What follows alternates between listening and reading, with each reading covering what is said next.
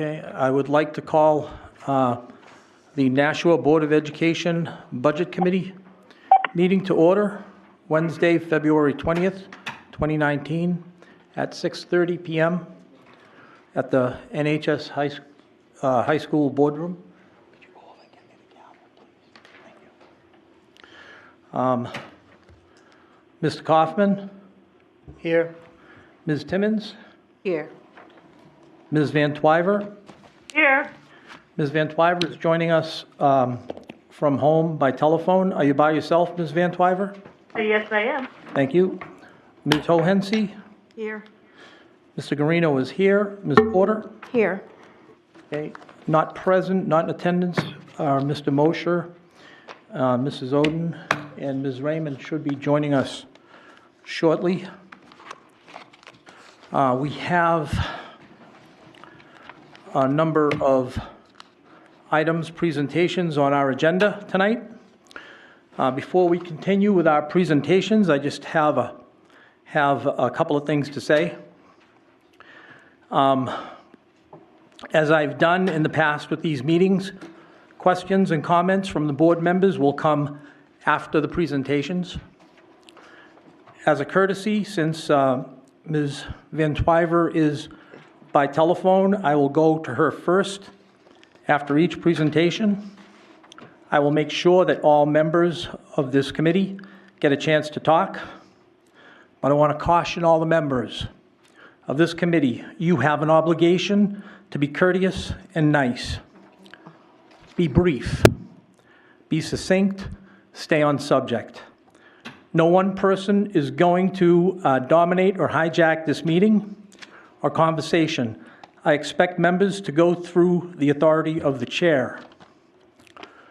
One person will be speaking at a time. Anyone who is discourteous or disrespectful or cannot maintain decorum will be gavelled. I will politely ask board members to sum up quickly if they cannot come to a conclusion or are repetitive. We will stick to business on this agenda with the understanding that we have to share our time with other members of the committee. So with that, Ms. Raymond has joined us. That's quite all right. Mr. Guarino, a point of order, if I may. What's your point of order? I'm just curious, at the previous 2 meetings ago, you permitted public comment at the meeting. I was just curious if that was your intent tonight. Yes, we had made a motion to allow people to ask anybody if they had comments at the end of business, so we'll be doing that. Okay, that's all. Thank you. Yep. Okay, I'm going to turn it over to Mr. Donovan first, if you'd like to, and then Ms. Gingras. Okay, don't have too much to say today. The only, the packages you're handed out are the 3 presentations that we're having tonight: athletics, technology, and curriculum, and the various appendices that each of the speakers will speak to. Other than that, there are no other items, so at this point, I will turn it over to our athletic director, Ms. Lisa Gingras. Thank you very much. Thank you, everybody, for letting me come and speak to you about our budget. Athletics is an emotionally charged part of our district, so to go through the budget in detail is really important, not only for you all to understand, but also for the community to understand. Just wanted to mention, I know that I supplied you with several appendices.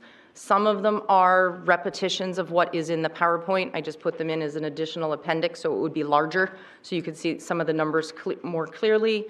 But some of them are additional information, supplemental information. And on each one of the slides, you'll see specific appendices referenced, so you'll know what goes with what. So just to get started, education-based athletics is very different from club athletics or AAU programs or programs not attached to schools. It's important that everybody understands that these are co-curricular, they're not extra. No, they are not required of any student or of any school district, but they really add to the educational experience that our middle and high school students get. We have very high behavioral and academic standards for our student athletes, both at the middle and the high school level. and they're learning.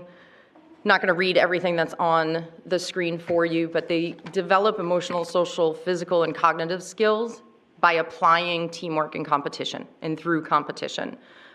We emphasize those 5 core values with all of our teams and all of our programs so that we can have positive and citizens once they graduate from high school. So just to give you a little snapshot of what we are and who we are here in the Nashua School District. This information is based off last school year. We haven't completed all of our data from this year. So at the high school level, we had over 2,000 participants. Those are not individual students. So if a student participates in field hockey, gymnastics, and softball, that person would count 3 times as a participant. We have 32 varsity programs, 98 different teams. And last year, we had 83 NHIAA scholar athletes between our 2 high schools. So those are students who are excelling in the classroom and participating in a minimum of 2 varsity sports their senior year.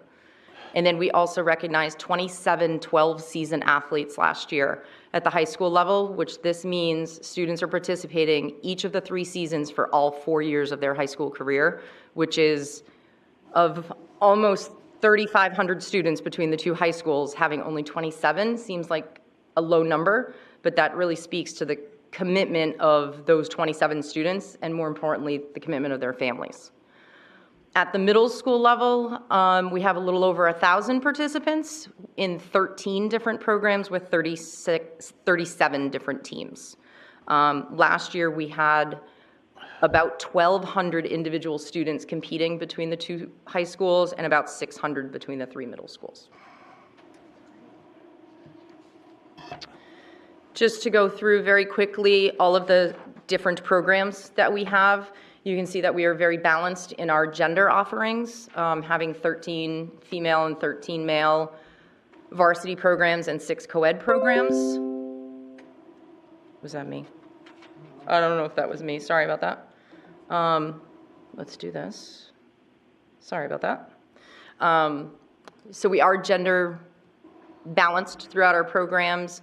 As a reminder, our 2 ice hockey teams at the high schools are co-op teams, Nashua South co-ops with Pelham High School and North co-ops with Sauhegan High School out of Amherst.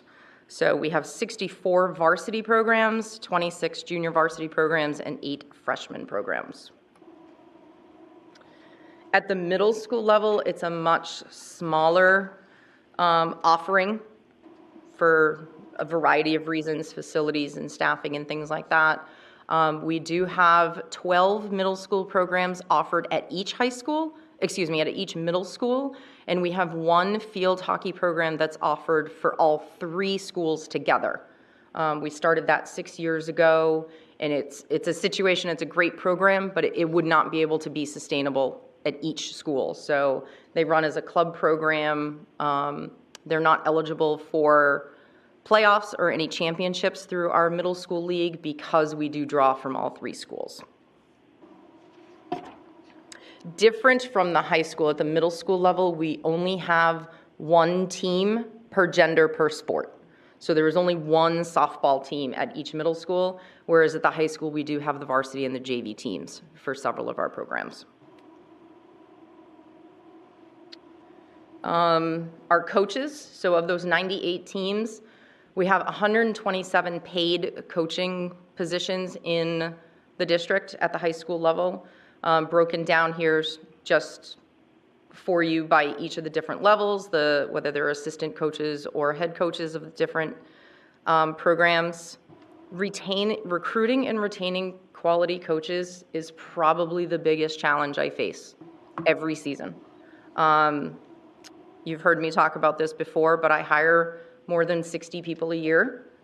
I interview and review applications and check references for a lot of people, and it's a constant battle. It is a constant battle.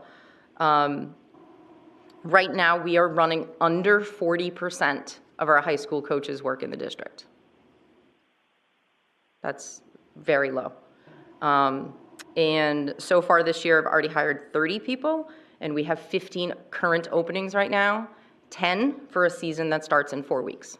So high school coaches are a challenge.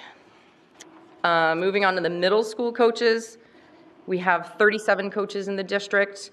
Our middle school coaches tend to be teachers in the district. Right now, we're at about 60% of our middle school coaches teach or work in some other capacity in the district.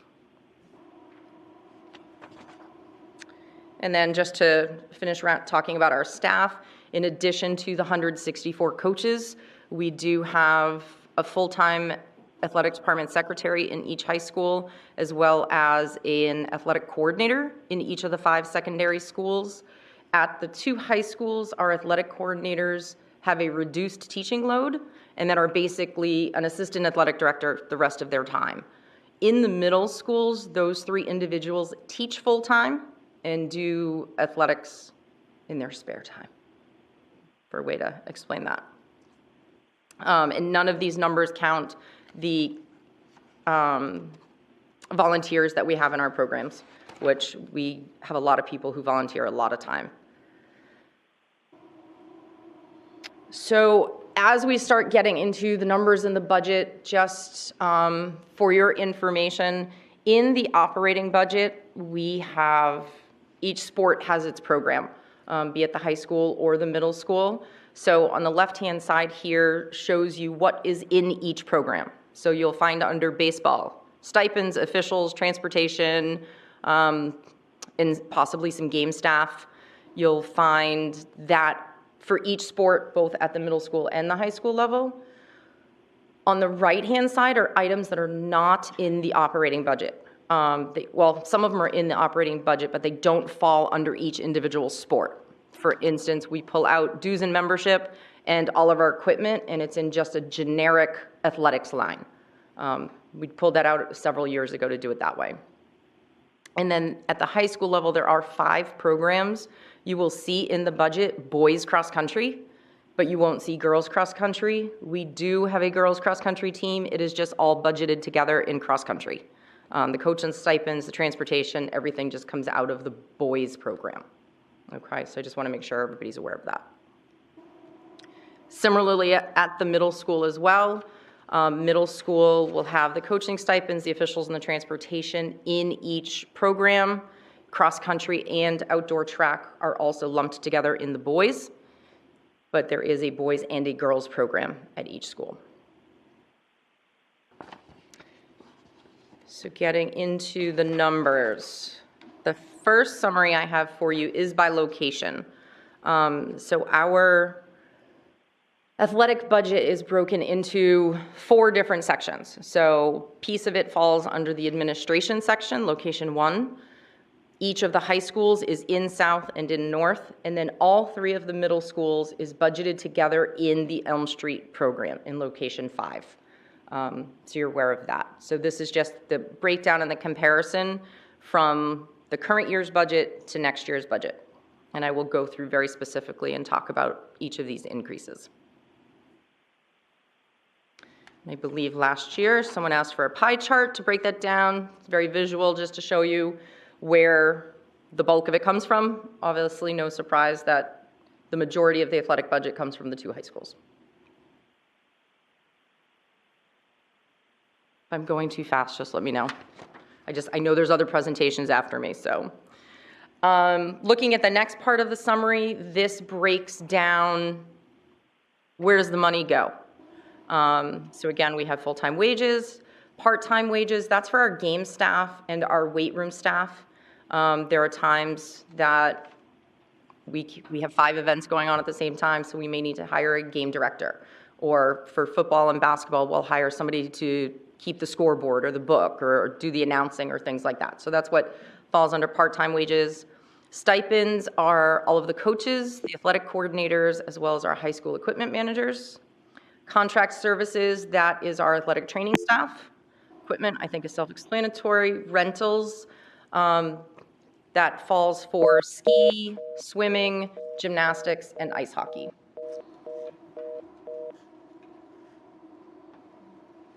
Do you want me to continue? Okay. Game officials for any of our sports that require referees or umpires. That's where that falls. Transportation, probably the most difficult part of my budget to budget for because it's so fluid. Transfer from our user fees, which I will talk to at great length later, and then other little lines that come together for a small portion of the budget. So again, just a visual of that same information.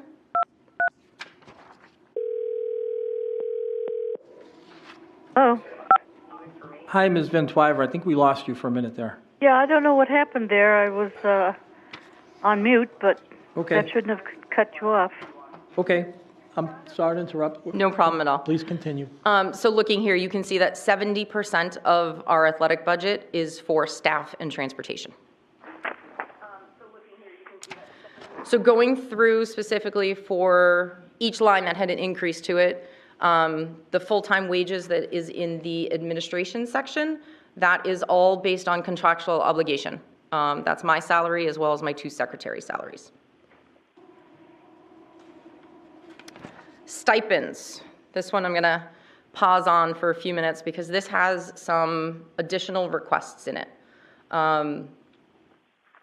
We'll talk about in a little while about our coaches' stipends and how low they are, but one of the places I feel we are grossly underpaying our help is my middle school and high school athletic coordinators. These positions were put into place in the spring of 2012. The stipend was set at $3,000 for the year, and it has not changed since then. So that's 7 years. There is one of my middle school coordinators who has been doing the job for 7 years and makes less than a middle school coach each season. These people are doing, as I said, the middle school coordinators are doing this above and beyond their full-time teaching load. They're dealing with coaches, they're dealing with parents, they're dealing with students, they're dealing with officials, they're getting officials, they're dealing with bus problems and things like that. So I've put into the budget, I'd like to see our high school coordinators put on the same pay scale as our high school equipment managers. That has a minimum salary of $3,911 and maxes out at $5,084. So I'd like to see those positions get that 2% increment each year, as do our coaches. And then the middle school coordinators, knowing there is significantly fewer programs and things like that, to start them at $3,200, and then based on experience, move them up from there with that 2% as well. So you'll see that in the budget. Talked about last year adding a JV golf coach to South. Currently, our Nashua North program has a varsity and a junior varsity coach on staff for golf. South does not have that position in there. I'd like to see us add that in there. We have had either volunteers or our varsity coach basically running our JV team. So the varsity coach has been, doing double practices every day, taking both the varsity and the JV teams to different matches all over the state. High school assistant cross-country coaches. This is a position that, for safety, I think is really important. Our cross-country teams run all over the place. They're on campus, they're on the track, they're in the weight room, they're running through Mine Falls. At times, they're running on the streets. So dependent on the level of ability of their running, they're running different workouts. So to have one coach responsible for all of those different ability levels in different locations, having an assistant coach would be helpful. I put in the budget a request for one assistant coach at each high school, so the boys and girls teams would share that coach. Obviously, in a perfect world, they'd each get one, but I think, as a starting point, at least having 3 adults for our cross-country program instead of 2 would be beneficial. The next one is also a safety and supervision concern in my mind. Currently, our middle school track programs have in excess of 100 students each spring. We have 100 middle school students, and if anybody's spent time with middle schoolers, you know how they're kind of all over the place.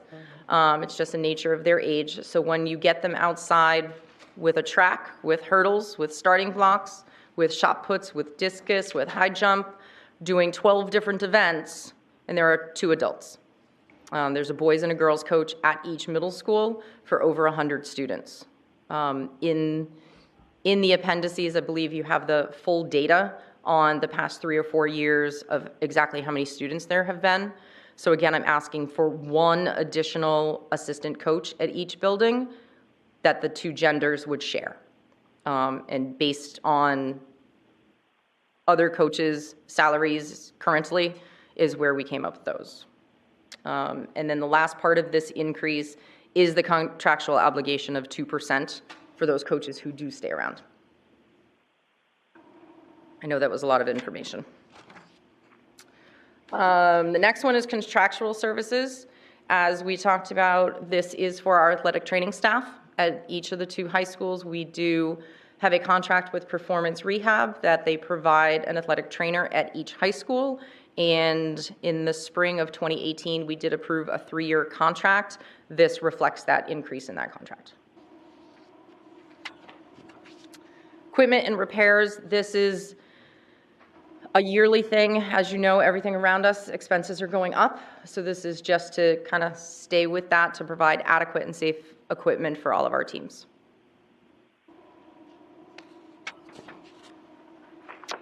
The rentals, this year we had a very exciting situation with our 2 co-op hockey teams where we had over 30 students for each hockey team.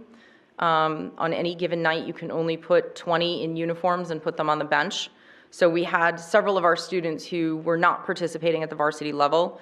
So I kind of scrounged some money together from different places, and we were actually able to enter into a junior varsity ice hockey league. So those younger students, those lesser experienced students were able to compete. And in fact, they both, North and South, the South Pelham and the North Sauhegan JV hockey teams are 2 of 4 teams going into the playoffs of that league this weekend. So part of this increase is to get them a little bit more ice time. We'll talk in a little bit about future needs and the potential that our co-ops may not exist any longer. So anything that we can do to help those students gain that experience so that they're prepared for varsity level ice hockey in a couple years is important. And then just the information up there in terms of the other 3 places that we do rent. Our gymnastics programs, North and South practice and compete together, so we only have 1 rental charge there. Our teams rent space out of Absolute Gymnastics in Tingsboro. It's just a much better equipment, much better spring floor that the girls can compete on as opposed to competing on our cement floor in the gym. Transportation. This is a really hard one. Some years I might have 10 teams traveling to Keene and Dover and Spalding and Exeter and Winnicott, and so that year the transportation costs are through the roof. Other years they may not travel to such far away places. I was talking to my unified basketball coach today that there is a potential she may have to travel to Littleton next week for a playoff game. So that's a 3-hour bus ride to play an hour game. So it's really difficult to budget for our transportation. So I've looked very closely at the past 3 years, what have we actually expended? And in many cases, we have expended a lot more than we've budgeted for. And it's even more difficult right now because last I knew the transportation contract wasn't settled. Is that still correct? Okay. So, but based on the past 2 years, it's been a 3.5% increase. So based on previous expenditures and an assumption that it is going to be around that % increase, that's why there's an increase to the transportation. User fees. We'll talk about this a little bit more when we look at the history of our user fees, but I am looking to increase our budget by $6,000 by decreasing the amount of money we expect to get from our user fees. So it is an increase to our budget. So we will talk about this a little bit more in detail. These other lines, in the budget form, these lines are broken out for you very specifically. Some lines were 0, stayed exactly the same. Others might have gone up 100 and others come down 100. But in total, those were only about $700 increase. Now for some decreases. When I comb through the budget, I try as much as possible, if we're going to increase, to decrease along the way. So with our game staff, I tried to go through every program very closely over the past 3 years. What did we actually spend? And tried to trim this as much as possible to as close as we could. So that's why there's such a decrease here. And you'll see the same in game officials. I did the same process, went back through previous 3 to 5 years, where were we overspending, where were we underspending, and I was able to hopefully trim our officials line quite a bit.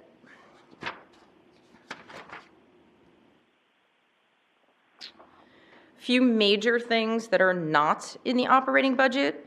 You will not see uniforms anywhere in the athletic operating budget. Uniforms come from 100% gate admissions. So we collect gate admissions at football and at our 2 basketball programs, and that is the only source of revenue that funds uniforms for all 32 varsity programs and 37 middle school programs. Awards is also part of those admission fees. We do end of the season awards at the varsity level, certificates, pins, varsity letters, all of that stuff. That comes out of the admissions as well. And then any large-scale equipment purchases, those come out of the athletic trust.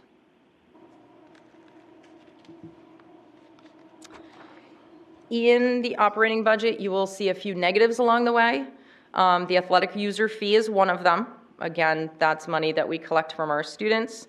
So that offsets the 1408, the athletic program in each of the 2 high schools.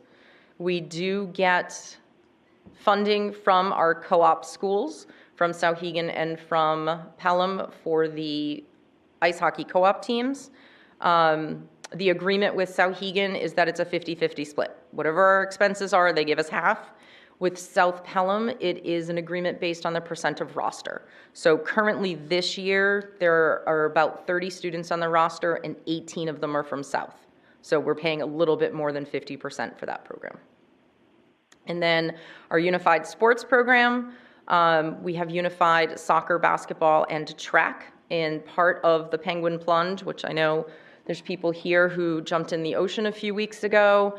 I know both North and South collected about $23,000 specifically for the Penguin Plunge, which goes to Special Olympics New Hampshire, which we get a portion of that back directly for our unified programs. So those are some of the negatives that you'll see. Oops, I jumped one, sorry. So in 2011 is when the user fees started. That was before my time in this position, but since then, this is what we actually collected versus what we budgeted for. In 2014, all of a sudden, we start getting some pennies involved. That's when we started collecting user fees through PayPal. People could pay with their credit card. PayPal charges us a fee. We turn that fee over to them. So that's why all of a sudden there's some change involved. And then 2016, we did a major change as part of the budget process to the user fee structure. So that's why you see such a big jump between 15 and 16. But as you can see, we have not met our budgeted amount in any of the 9 years. So that's why we keep reducing it. Each season, we are getting more and more requests for financial hardship waivers. Students who receive free and reduced lunch are automatically waived their athletic user fee. They don't even have to ask. We get that information from food services. But we also have other people who will ask, can I have a reduced fee? Can I have a payment plan? Can I have a waived fee for a variety of different financial hardship situations? So with this next chart, you have 4 appendices, L, M, N, and O, that have detailed information from each year since FY 2016 that break down how many students participated, how many students were on free and reduced waived fee, how many students asked for financial hardship and that had that fee waived, how many students are 3-season or dual sport athletes and had the fee waived, and then unfortunately there's a minimal amount that we just never get that money. So you have those 4 years this year up through the middle of February that breaks it down for you very specifically. So you can see that we're running in excess of 20% of just waiving student fees. In the springtime, if a student is in good standing, we do give them their 3rd season for free. So if they're a 3-season athlete, that spring season they don't need to pay for.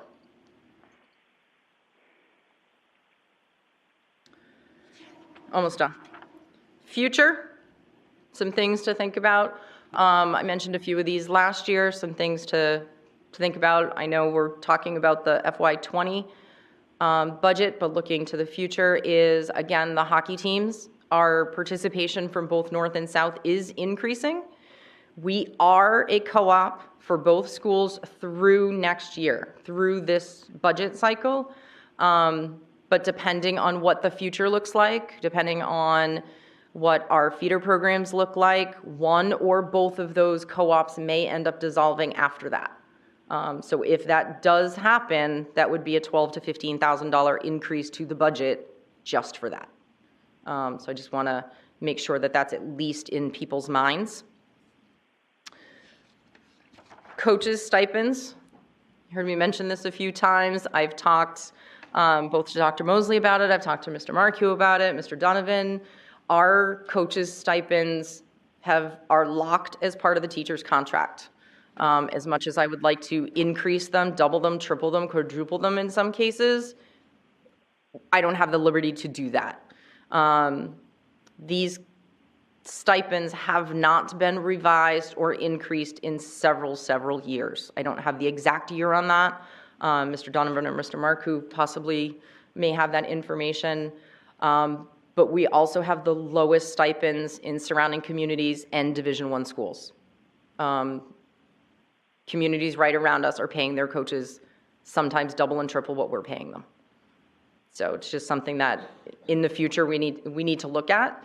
That is not the only reason that we have a hard time recruiting and retaining coaches, but it is definitely a factor. We have teachers who aren't coaching in the district because they can go work another part-time job, work fewer hours, and make a lot more money. Another thing I'd like to do is looking at our varsity programs. We have several varsity programs that do not have assistant coaches. I'd like to see us at some point get to the point that every single varsity program has a paid assistant coach. Fortunately, our coaches are getting volunteers to come in and help them. But again, for competitive reasons, for safety reasons, for supervision reasons, having those assistant coaches in there would be very helpful. Talked about this again last year, middle school B teams, and I think it's Appendix P, future planning. It is Appendix P, future planning, is the data behind this information. How many students are coming out for these 5 programs in particular in our middle school level, and how many of these students are being kept? We are cutting more students than we are keeping in our programs. And we are finding a lot of the times if 6th or 7th graders are being cut from a sport, we don't see them again for 6 years. They don't come back. So we really like to, at some point, I understand it's a financial thing and it's a lot of money to be able to add them all at the same time. But if we can start gradually adding some in, I think that would be beneficial, not only to our middle school athletic programs, but to our middle schools in general. And the only other thing that I didn't put in the presentation, but just to kind of have it in the back of your mind, in the next 3 to 5 years, we were going to be looking at new turf at Stellos again. The last time we replaced it, it was done through a grant, so we are pursuing those options and opportunities again, but just to keep that in the back of your minds as well, because it is getting to its life expectancy. And that is it. Thank you, Ms. Gingras. I'm going to go to Ms. Van Twyver first. Can you hear me, Ms. Van Twyver? Yes, I can. Okay. Ms. Gingras, you always do a wonderful report for us. overwhelmed tonight with all this information that you're giving us. And what percentage of the total operating budget do we do with athletics? It seems like this is getting to be a big expense for us. Do you know that answer? Yes, the operating, but that's less than 1%, actually. It's not a very big number in total, because the total's about 800,000? Yeah. 900,000? 900,000 for athletics? Yes, and the budget is, 112, so. Okay. So it's under Well, 1%. I would like to spend some time looking through all this material and maybe have some more questions that might arise, but others might have more better information than I do or knowledge about the athletics. I mean, I know I've sat through 7 or 8, this I guess the 8th budget, and I can always remember that Dr. Murataki was always saying that this is not a required expense of the school district. So anyhow, it's kind of sobering to know that we need some more stuff, more money put into these places. That's all I have. Thank you, Ms. Van Twyver. Does anyone else have any? Ms. Timmons? Yes, it was a great presentation and it's a Thank lot you. to cover. I do have a question. Why is it so hard to get a coach? Is it because of the money or we just? Part of it is the money. Part of it is the availability at 2:30, 3 o'clock, 4 o'clock in the afternoon. Some of it is just simply the time. A lot of our coaches, I think specifically about winter track. Winter track, they may leave at 6 o'clock on a Saturday morning to go to Dartmouth for a track meet that lasts 6 hours. So it depends on the sport. At the high school level, we have a little bit more leeway on practice and game times because the students are older. Doesn't have to be right after school, but with our middle school kids, practice needs to be, they get out at 2:45. They need to be practicing by 3:30 the latest for, that safety and supervision piece. But the money is definitely a piece of it. Ms. Raymond? Thank you. Just out of curiosity, why haven't we created, instead of having the co-ops, why don't we have Nashua South and North have a team together? Is there a league issue with that? There is. There is an NHIAA bylaw that says no two teams can form a co-op if the combined enrollment of those two schools is bigger than any school in that sport. Oh, So if we add North and South together, we're 3,600, we're bigger than Pinkerton, we can't co-op. gotcha. Okay. That was the first thing we explored. I have two it would be more, so if that's Go- okay. Go ahead. Okay. And then, hold on, my little stickies are sticking to me. And then regarding the fee issue, are we looking to reduce the fees to play since people aren't paying? Or are we going to just kind of keep them the same and then just expect that we won't get as much as we had hoped for? That's a good question. I hadn't looked into doing a broad-based reduction of the fees. My fear is if we do that, the people who aren't paying now still aren't going to pay. That's a good point. They'll still be asking for that reduction, they'll still be asking for that financial hardship waiver, et cetera. If you have an extra $200,000, please throw it towards athletics so we can just get rid of athletic user fees altogether. That would be the best case scenario. But unfortunately, I know that's probably pie in the sky dreaming. So I think it's a matter of, at this point, keeping it what it is, just knowing that the revenue that we think we're going to generate is going to be less. When was the last time that athletic user fees were raised? 2016. Okay, so it's been a couple years. Yep. Okay, and then the other question I had was regarding the middle school teams. Does PAL or the Rec League or any other town-based leagues exist for those sports for that age group? Yes. And I know you don't direct those things, but are you aware? Yes. So in terms of, there are biddy and junior biddy basketball programs in the city run by Park Rec, so that would cover basketball. There are, I don't believe there is a specific Park Rec run soccer program, but there are soccer programs all over the place. Boys and Girls Club runs a soccer program, there's World Cup, there's, forgetting the name, the one that's NYSL. NYSL, thank you. So there's a lot of rec leagues for soccer in the area. In terms of volleyball, that was the other sport that B teams could be very beneficial to. There are no city-run leagues. There are only club AAU type programs that a lot of our students do participate in. I know PAL runs cross-country programs at our middle school level. I know Gate City Striders is very, very active with cross-country runners from elementary school all the way through high school age. So there are some of those city programs. Okay, thank you. You're welcome. Anyone else? Mr. Kaufman?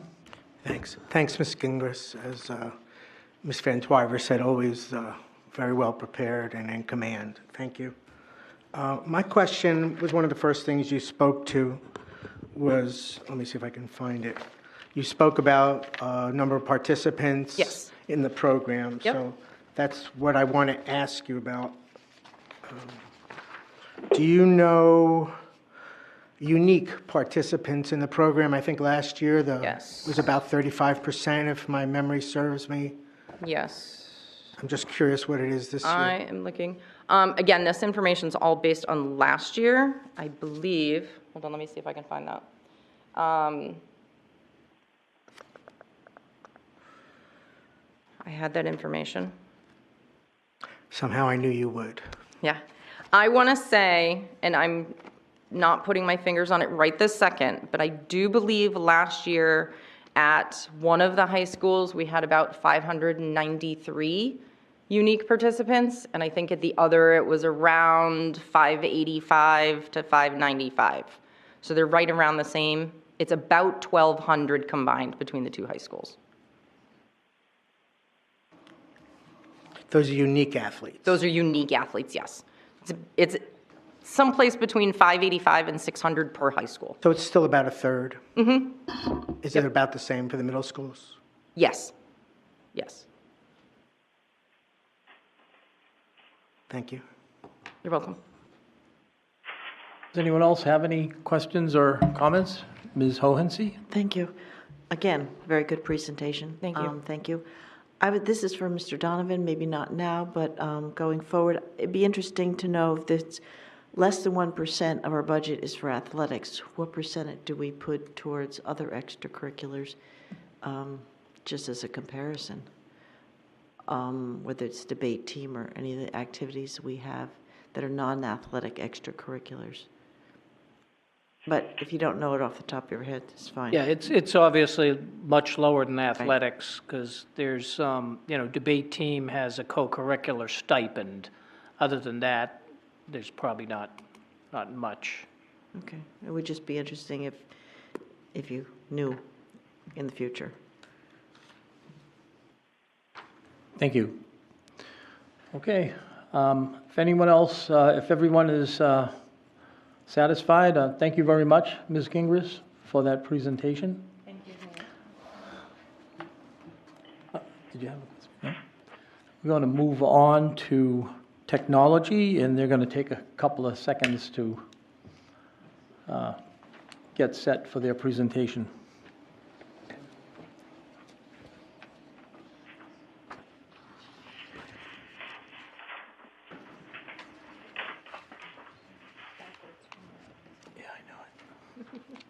Excuse me, Mr. Guarino, this is section 5, correct? Do we have that here? Oh, it's section 4, thank you.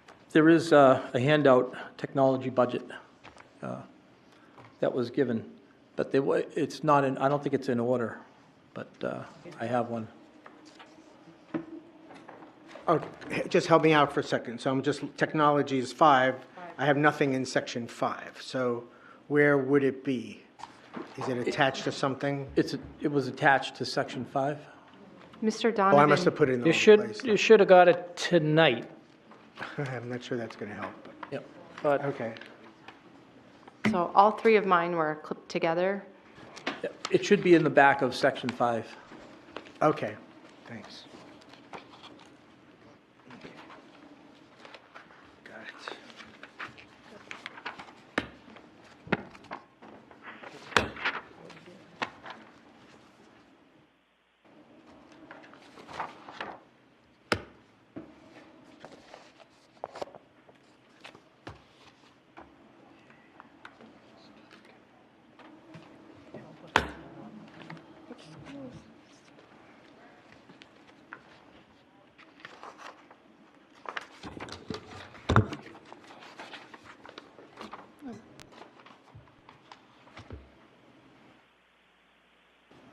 Are you all set, Mr. Fahrenkopf? Okay, I'm going to turn the floor over to Mr. Fahrenkopf for technology.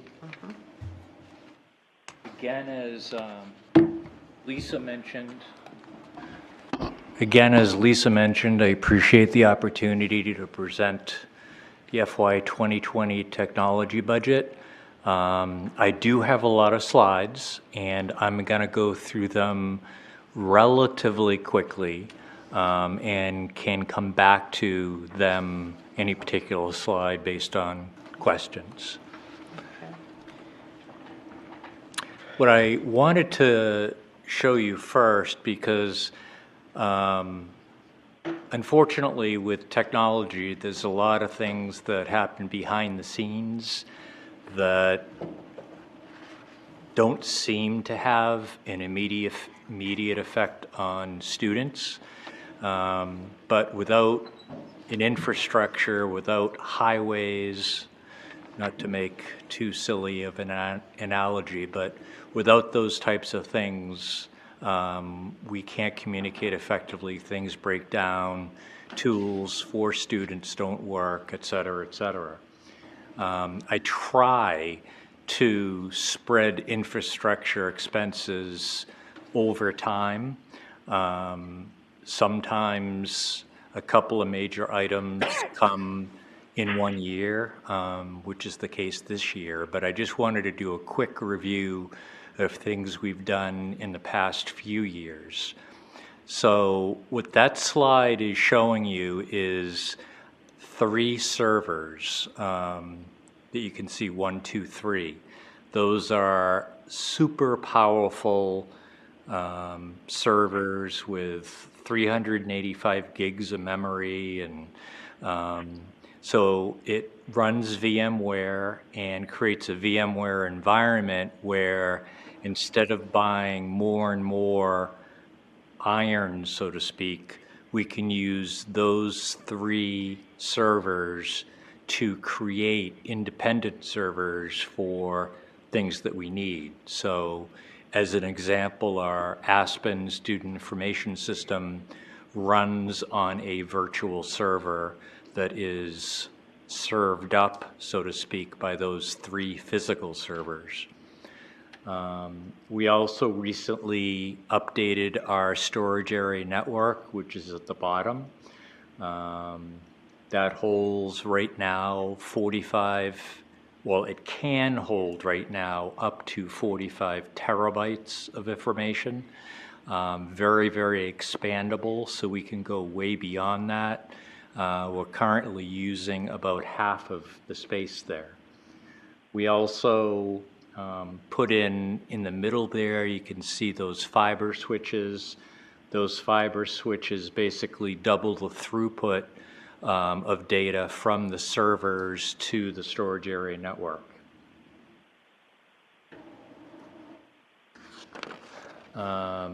We recently have increased our internet speed. When I first got here, we had about 10 megabytes per second of internet speed for the entire district. Now we're up to 2 gigs per second. So you can see, and we've done that because of need. So you can see that the internet is becoming more and more a tool that both curricular needs depend upon as well as other needs. We put in a new firewall because the firewall needed to be able to handle that amount of speed. So the firewall that we have can go up to 10 gigs per second. And it also allowed us to get rid of one of the appliances that we use to regulate our internet usage. And when I say regulate, I mean make sure that we have as much internet bandwidth for appropriate educational use as possible, without telling people you can't go here, you can't go there.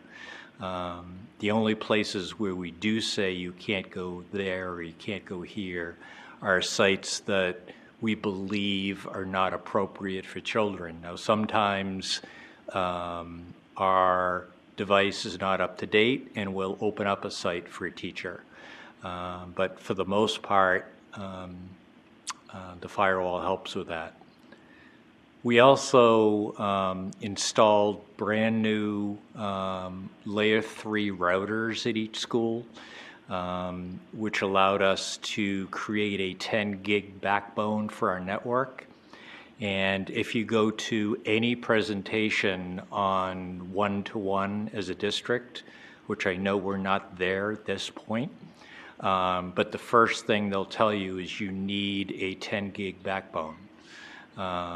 So over time, we've done that so that we've gone from 1 to 10.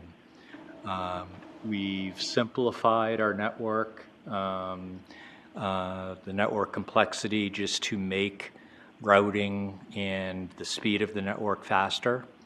And we have a new backup appliance that we're going to get this year. We're part of a pledge program where every 4th year we get a new device that's at least as good, usually better than the device that we're giving up. So that allows us to keep data longer and be able to do our backups more quickly and reliably.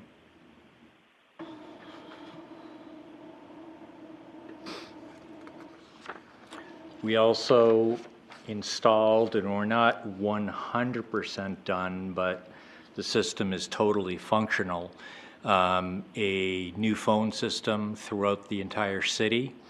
So school, city hall, police, fire, public service.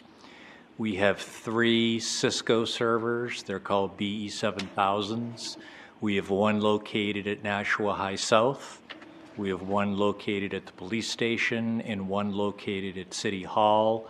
And the intent of those 3 is to back each other up, so that if we did have a hardware problem with one of those servers, which we would probably be able to repair within a day, we feel we can't be down a minute in terms of our phone system. So that's the purpose of those backup devices. We also have what's called a voice gateway, which is nothing more than a fancy router that Cisco sells that contains a lot of functionalities, so that if for whatever reason a car goes into a telephone pole, whatever, a school loses connectivity with one of those servers, which is located at South, the police station, and City Hall, there's a local survivability functionality that allows the school to do pretty much anything it needs to do in terms of a phone system. So we have that level of backup as well. And in the case of a WAN failure where we couldn't get out the way we normally would, we have copper lines at each school to back the schools up. Now, having said that, one telephone pole could still bring a school down if everything was on that telephone pole.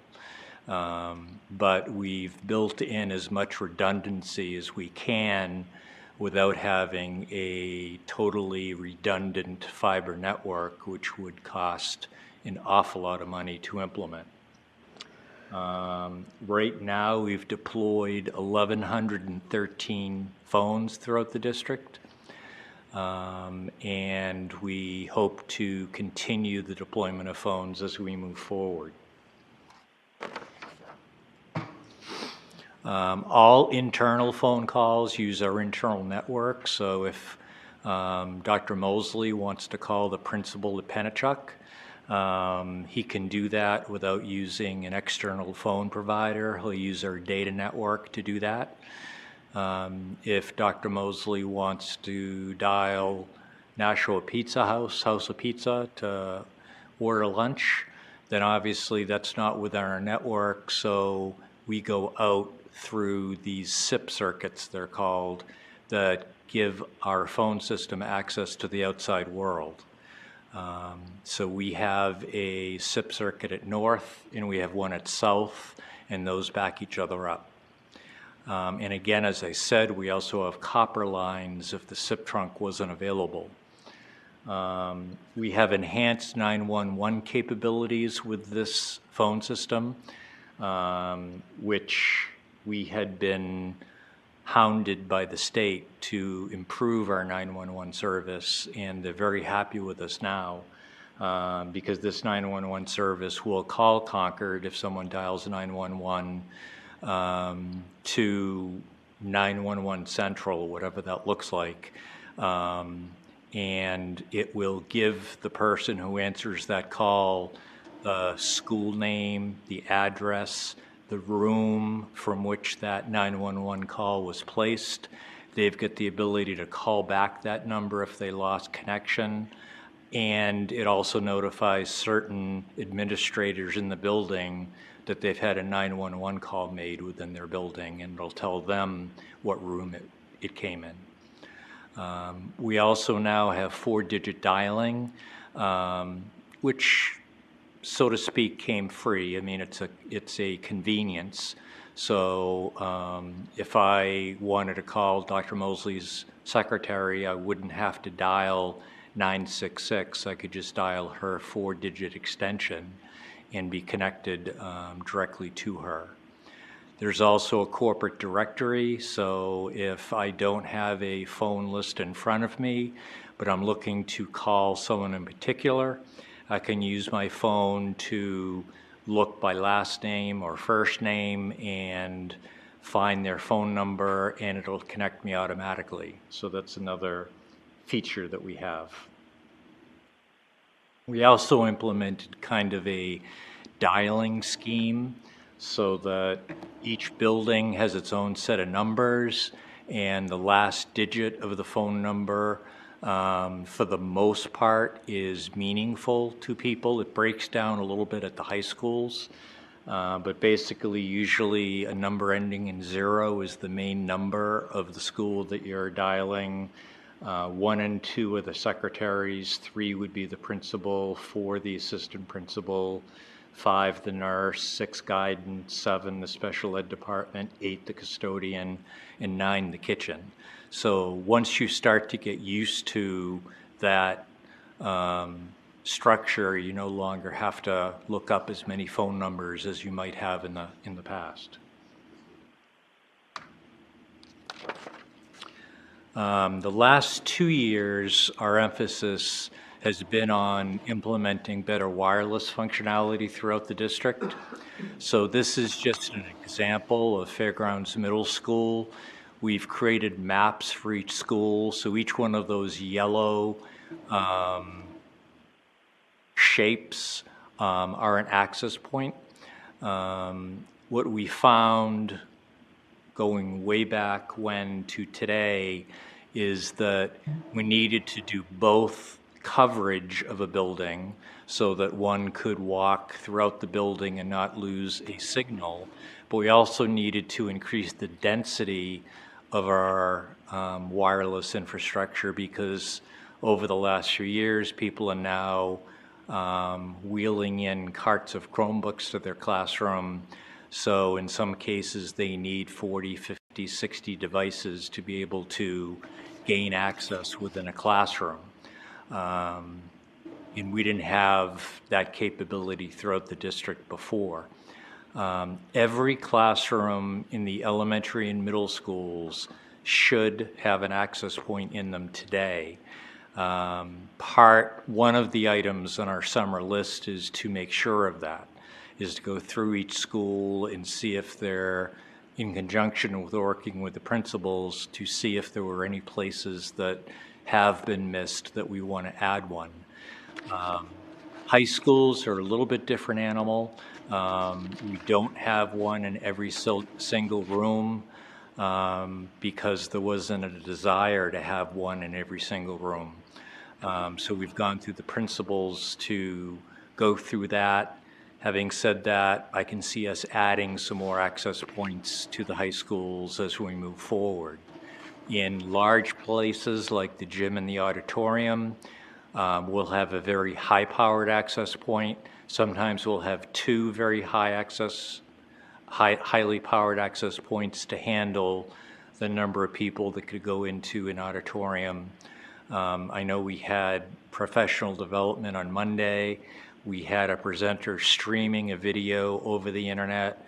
We had teachers with Chromebooks doing exercises, and there were no problems that I'm aware of at all. So we've dramatically improved our wireless infrastructure. And we've also removed all of our old access points. And we have 948 access points currently throughout the district.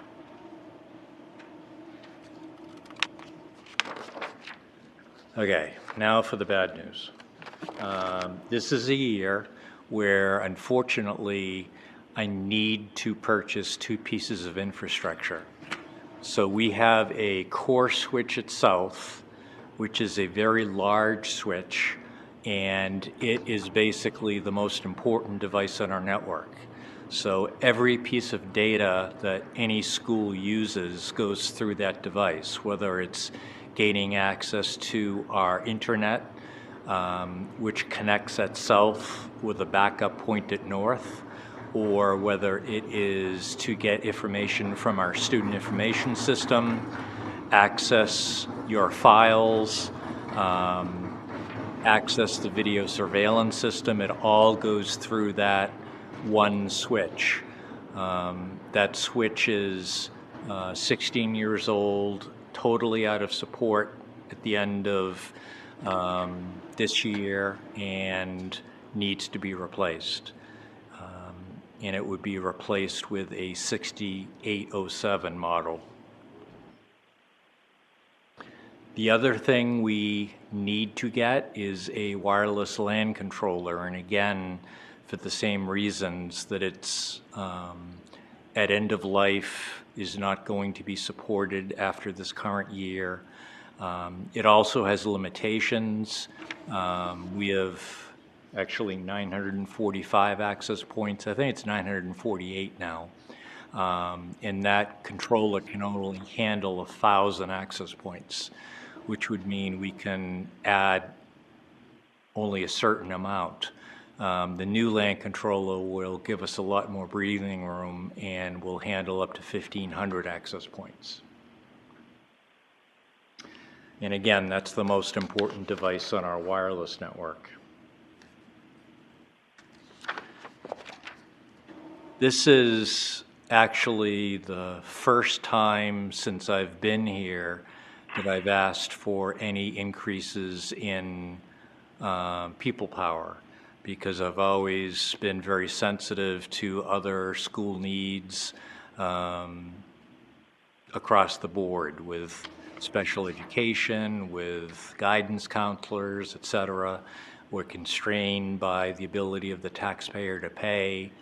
What this request is we currently, through historical reasons, this was like this when I came, our Elm Street technician only worked a school year.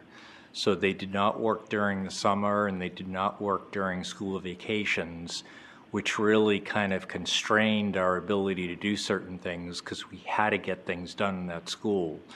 Elm Street, as you know, is our largest middle school, and we really need a full-time person there, and it's not a lot of money. I don't have the money up there, but I know Dan has that. So the person works basically 190 days a year now, and we're asking that they're allowed to work 260 days, which is the same as any of my other school technicians.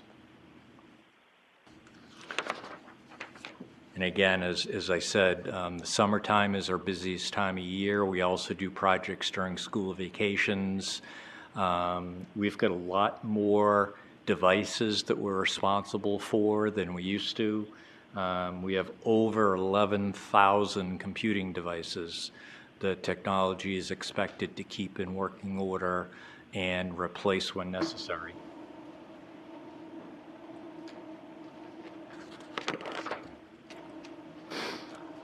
FY19 to FY20, and I have a slide for each of these categories, so I'll go through this fairly quickly. My contract service line is down because we're not doing as much wireless deployment and wiring that we've done over the last couple of years. My software line is up. 39,000 of that is for a new website we'd like to do, which we'll talk about later in the presentation. 20,000 is an increase in Lightspeed, and 26,000 is an increase in Unitrends costs, which is our backup device. And again, computer equipment is up so much because of those two, I'm going to say necessary, critical pieces of equipment. We tried to shave off what little money we could, as much as we could. So for summer help, we're hiring 2 students instead of 4, which is okay because we can't afford as many computers as we normally would like to replace. We've cut down on conference and seminars, miscellaneous equipment, and office supplies.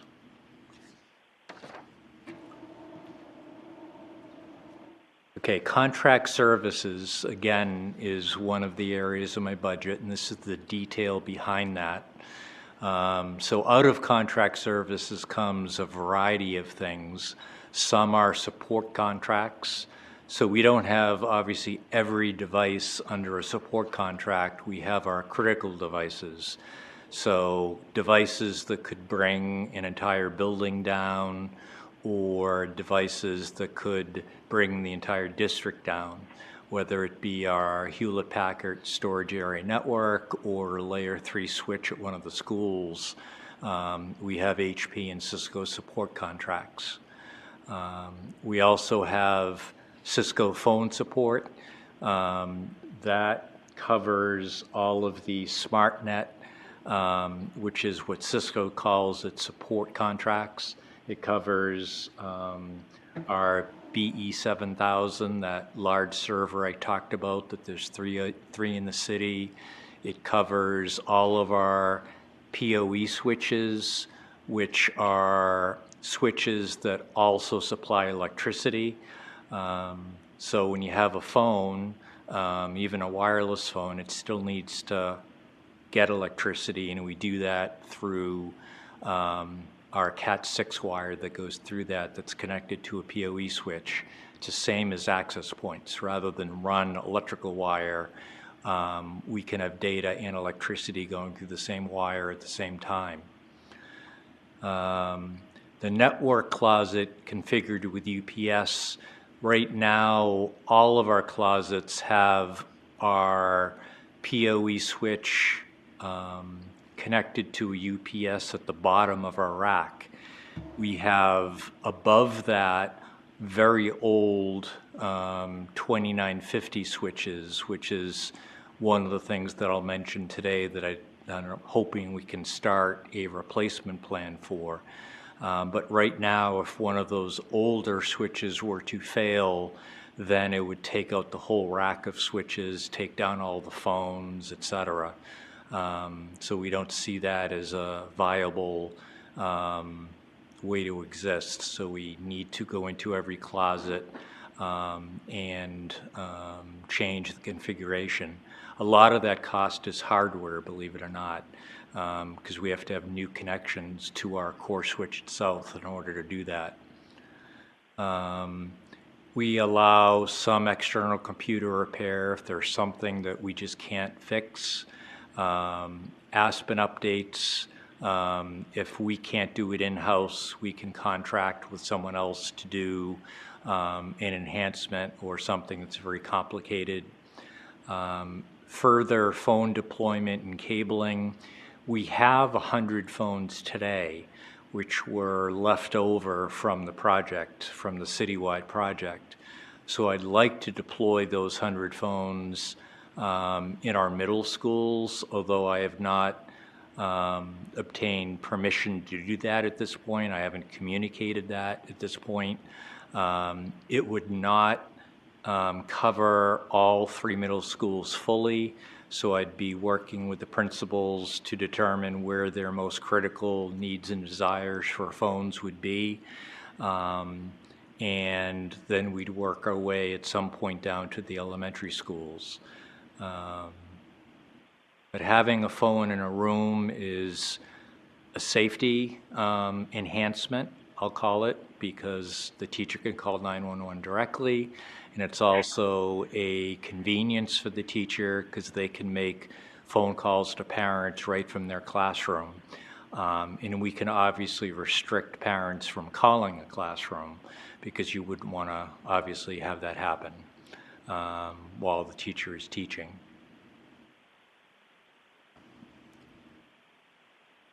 Software. All software ends up in my budget, or has always ended up in my budget at some point. Sometimes curriculum has some money in their budget for software when they're trying out a new tool, I'll use that word, but typically it ends up coming back to my budget. So even things that have nothing to do directly with technology but are necessary for the district, I carry in my budget. So there's small increases, but increases to pretty much every line item. Again, our Lightspeed web filtering software and hardware, they changed the method of the way they charge for it. They've gone to a student model. The good news about our new Lightspeed device is that it allows if maybe I didn't say this, the Lightspeed is what prevents students from gaining access to inappropriate websites. That can now extend to the home. If we ever get to the point where we're allowing students to bring district-owned devices to their home, they'll automatically be covered under the same Lightspeed protection, if you would, as they would be at school.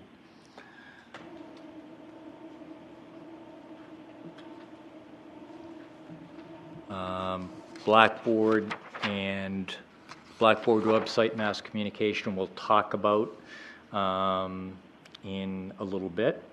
And I do want to mention, I think Dan wanted me to mention that I don't have it in my budget currently, but we may have a need for updated QuickBooks software that all the schools use for keeping track of school funds. I'm not sure about PTA funds, but all the schools use it, and we may have to upgrade it. The current version we're using is from 1998, so it's fairly old. We still haven't done due diligence in determining what that will do for us and how many licenses we need, et cetera. So it's not in my slides, but I wanted to mention that. Computer equipment, as I mentioned, the new core at South, I know it's very pricey, but it's essential. The wireless LAN controller is very pricey, but essential. We have cut down dramatically the number of computers that we're replacing. So that's going to replace 73 computers, the $43,000. and we needed some monitors. And the 10-year edge switch, that's what I was talking about a few minutes ago when I said that those old switches are on top of our racks. Those switches, there's not a lot of intelligence in them. They're basically what connects your computer in, from the data port that you see in a wall, will end up connected to an edge switch, which then connects to a layer 3 switch to get on the network. But those switches are probably 20 years old, and they're going to start failing at some point. So I proposed this last year as well, that we start a 10-year plan to replace all of those.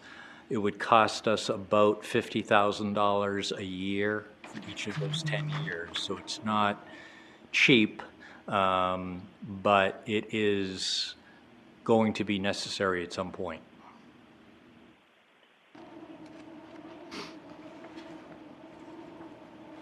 Summer help, as I said, we are cutting down from 4 employees to 2, so we were able to save some money there. The next few slides are pie charts, which previous boards always insisted that I show, and I think it gives you a feel for where we've been, where we're at, and where we need to continue to go. So I picked this year because it was the worst year that we had in terms of our desktop distribution throughout the district. 72% of our computers are obsolete. Wow. I say obsolete, I define obsolete as 6 or more years old. Industry normally uses a 2 to 3 year time frame. We certainly don't need and could not afford that level of replacement, but when computers start to get more than 6 years old, they start to become slower and slower because new computers have faster disk drives, solid state drives, software becomes more demanding, etc. So that was our worst year, 2011. Jumping forward to 2018, we only have 18% of our desktops that are obsolete, and 82% of them were fine. So we could see that we did a lot of work from 2011, 2018 to buy computers and get rid of the obsolete ones. Today, we've fallen a little bit further behind. We've got 28% of our computers are obsolete, and that's the red piece of the pie.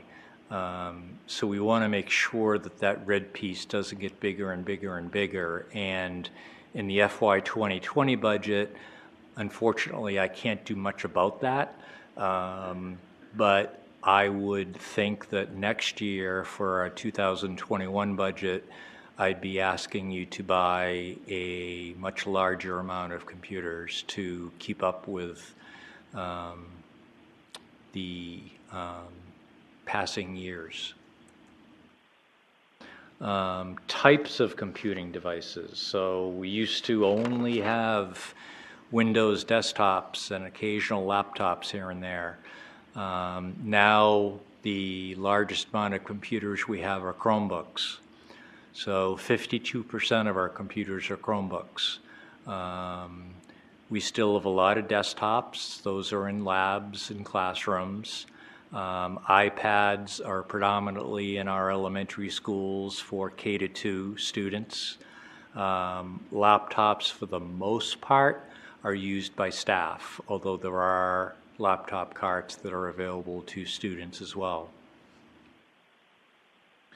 In terms of use of Chromebooks throughout the district, I think this shows that basically every school is using Chromebooks. On the left, I have the schools and the number in each school, but you can see some schools have more than others, but it's fairly, quote unquote, evenly distributed in terms of Chromebook use. I do have a slide that shows per school the number of students and the number of Chromebooks. And in a few schools, we have as many or more Chromebooks than we have students.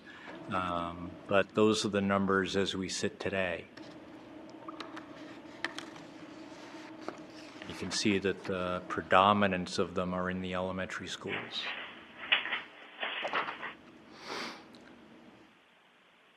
We wrote an RFP for a new website and mass communication tool. So the mass communication tool is what some people call OneCall, or we actually use a tool, Blackboard Connect, today to make those calls. Some people call them robocalls, some people call them reverse 911, but basically it gives you the ability to, with one phone call, reach a large target audience.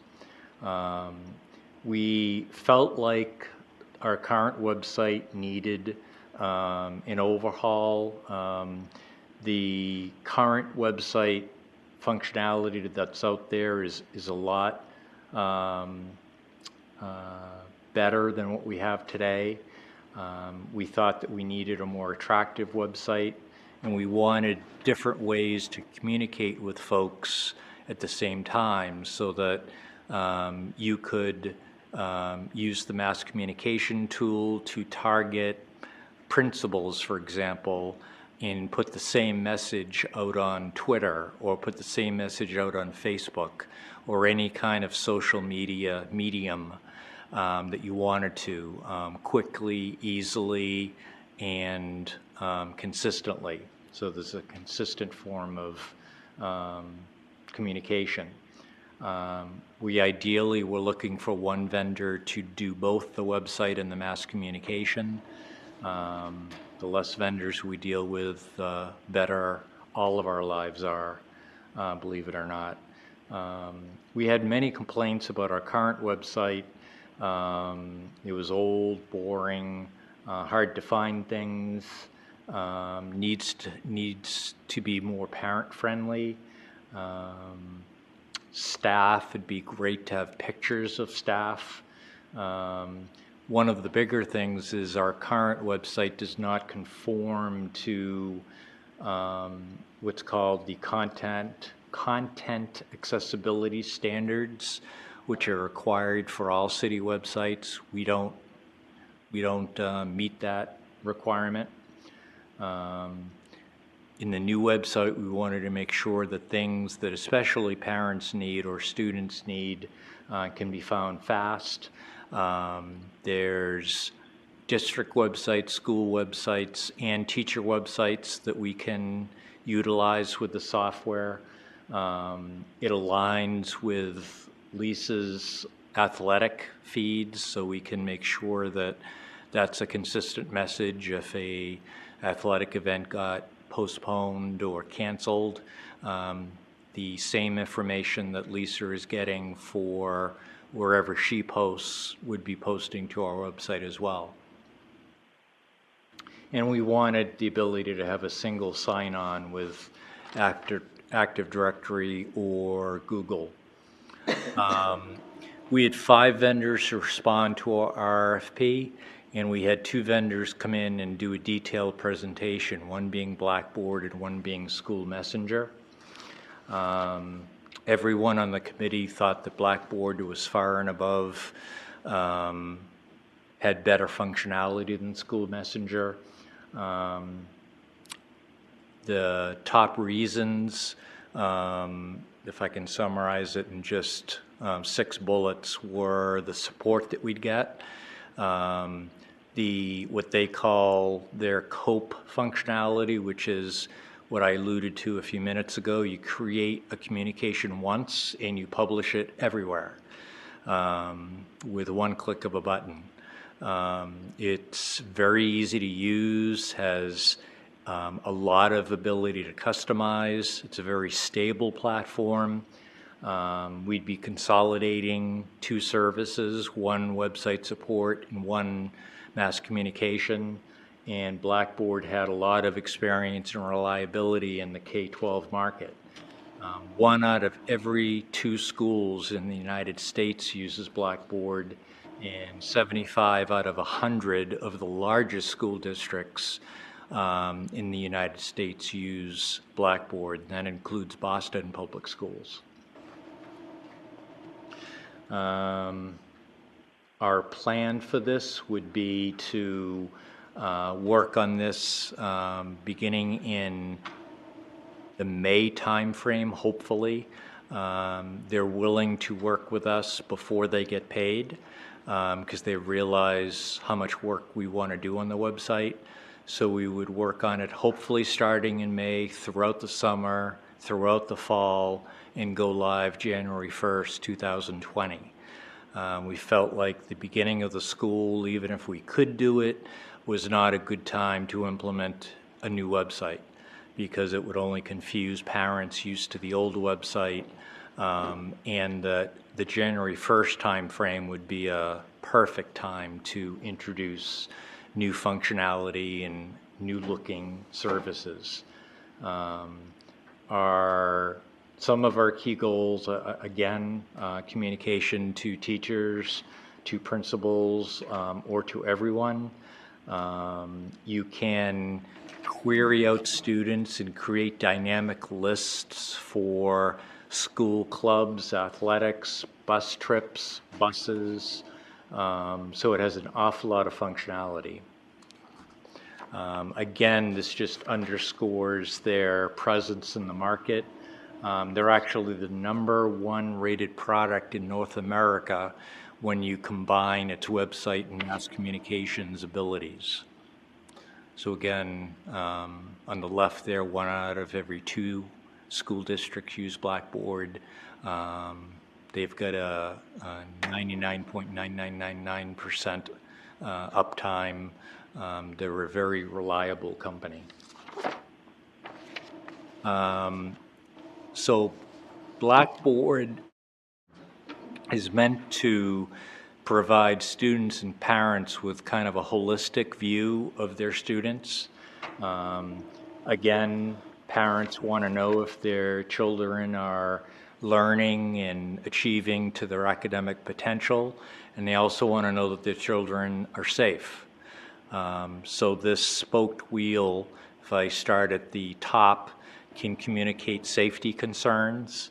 One really nice little tool that in some ways I hope, and in some ways I hope not, gets a lot of use is a tip tool, so that someone can anonymously or put their name on a tip tool that says, you know, I noticed so-and-so bullying so-and-so an awful lot. An administrator might want to look into that. As an example, it can communicate meal information, any kind of information to parents and guardians, after school programs, transportation. If we set it up so that bus 11 is late, we can communicate as, again, I said, a dynamic list. If a new student joined bus 11 the day before, they're automatically on the list, and the parents would be called if there was a problem with bus 11. Online content, again, teacher content. Teachers can use this tool for websites in communicating with parents and their students. And again, it can deal with all of the social networks that exist today that especially our students use more and more, and our younger parents as well.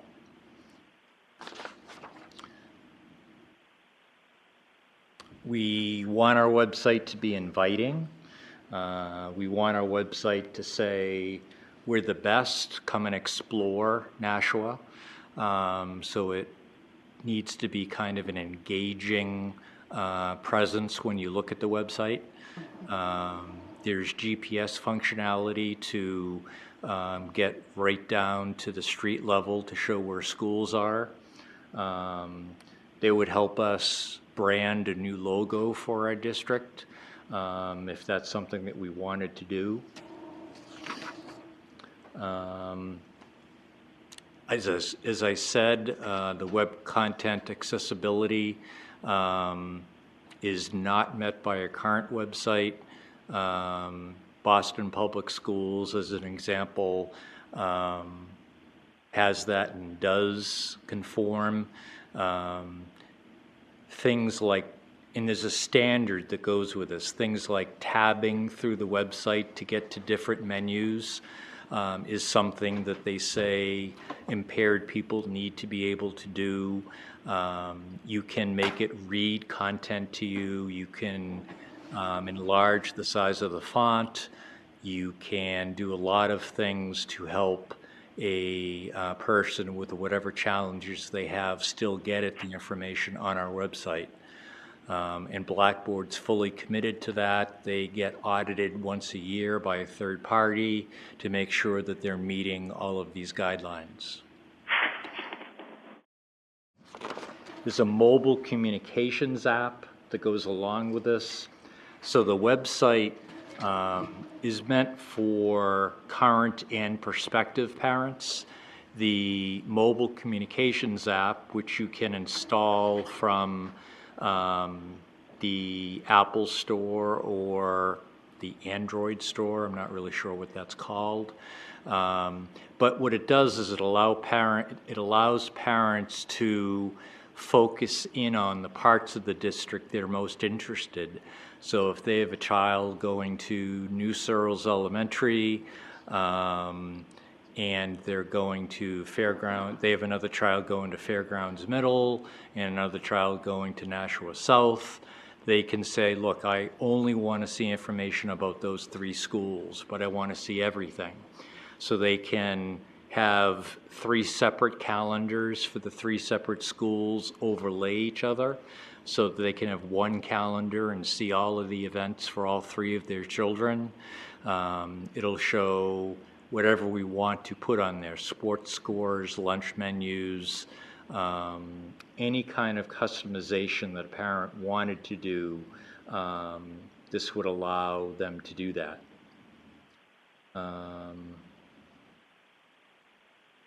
So they basically see only information pertinent to them, and it would be aggregated so that they're seeing what they want and only what they want. Again, there's on-screen alerts, there's, as I mentioned, multiple calendars, there's a staff directory, Blackboard tip line tools, what I alluded to a few minutes ago. Support is much better than what we have today. And I thought you'd be happy with the bottom bullet. This web software supports Boolean searches.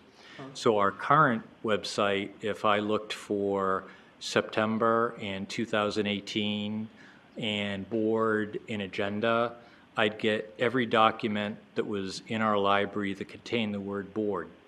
I'd also get every document that contained the word agenda.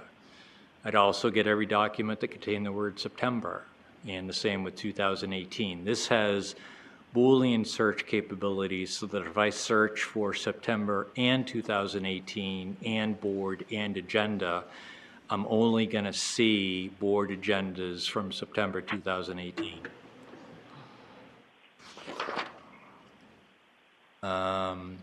The cost of this would be $49,000 yearly. Year 1 cost would be $60,000 because of implementation and training. The other product we looked at was in line with those costs, but didn't have the functionality we were looking for.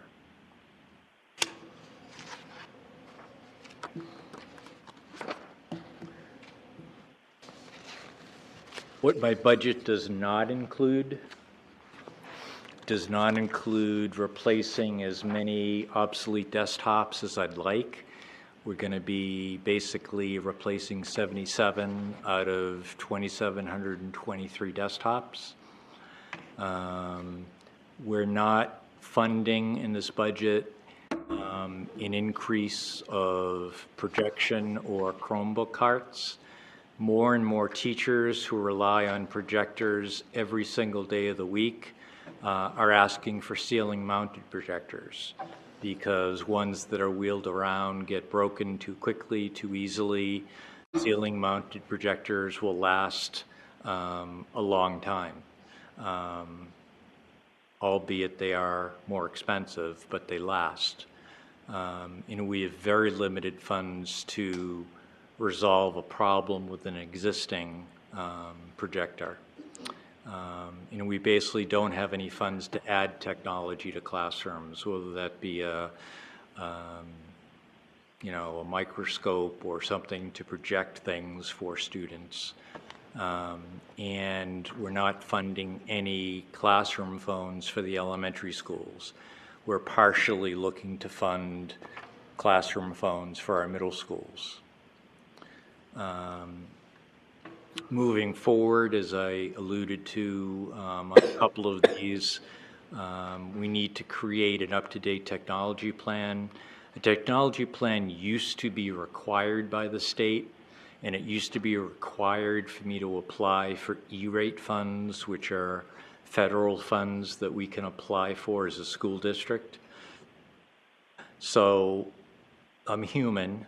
Because it's not required, I let it lapse a little bit, but we need to go back and get ours up to date and make sure it's in line with whatever strategic planning initiatives the district has. We'd like to install classroom phones throughout the district, again, 911 safety and capability of teachers to talk to parents in their classroom. I'd like to see us invest more in desktops especially, so we don't go back to where we were 7 years ago. I'd like to see us invest more in projection equipment, because more and more teachers are relying on that in their classroom instruction. The long-term plan for that, that's one of those infrastructure things. I'd like to see us partially funding that at least each year, so we put some monies aside each year to deal with that. And again, in general, increasing the AV capabilities of our classrooms. I'd like to see us make more investments in that. And that ends my presentation. Thank you, Mr. Fahrenkoff. I'm going to ask Ms. Van Twyver if she has any comments or questions first. Can you hear me? Yes, I do. Okay. Thank you so much, Mr. Fahrenkoff. A very detailed report once again.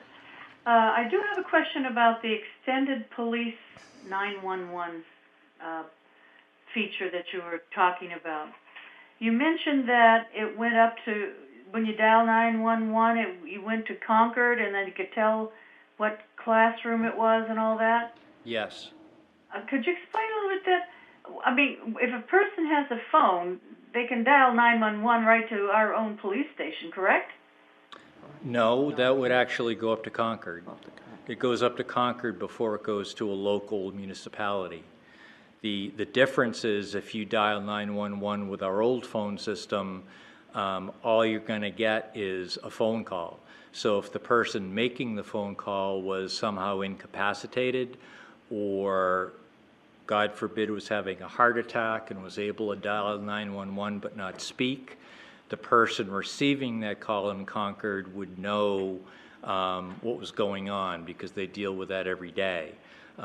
They'd be able to call Nashua Police and dispatch Nashua Police to a particular room in a particular building.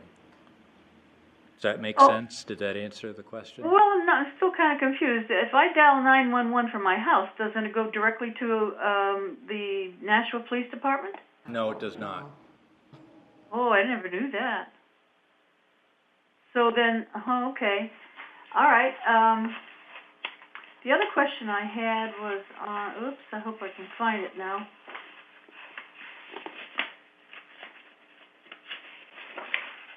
Well, let's talk about the tool for generating the website.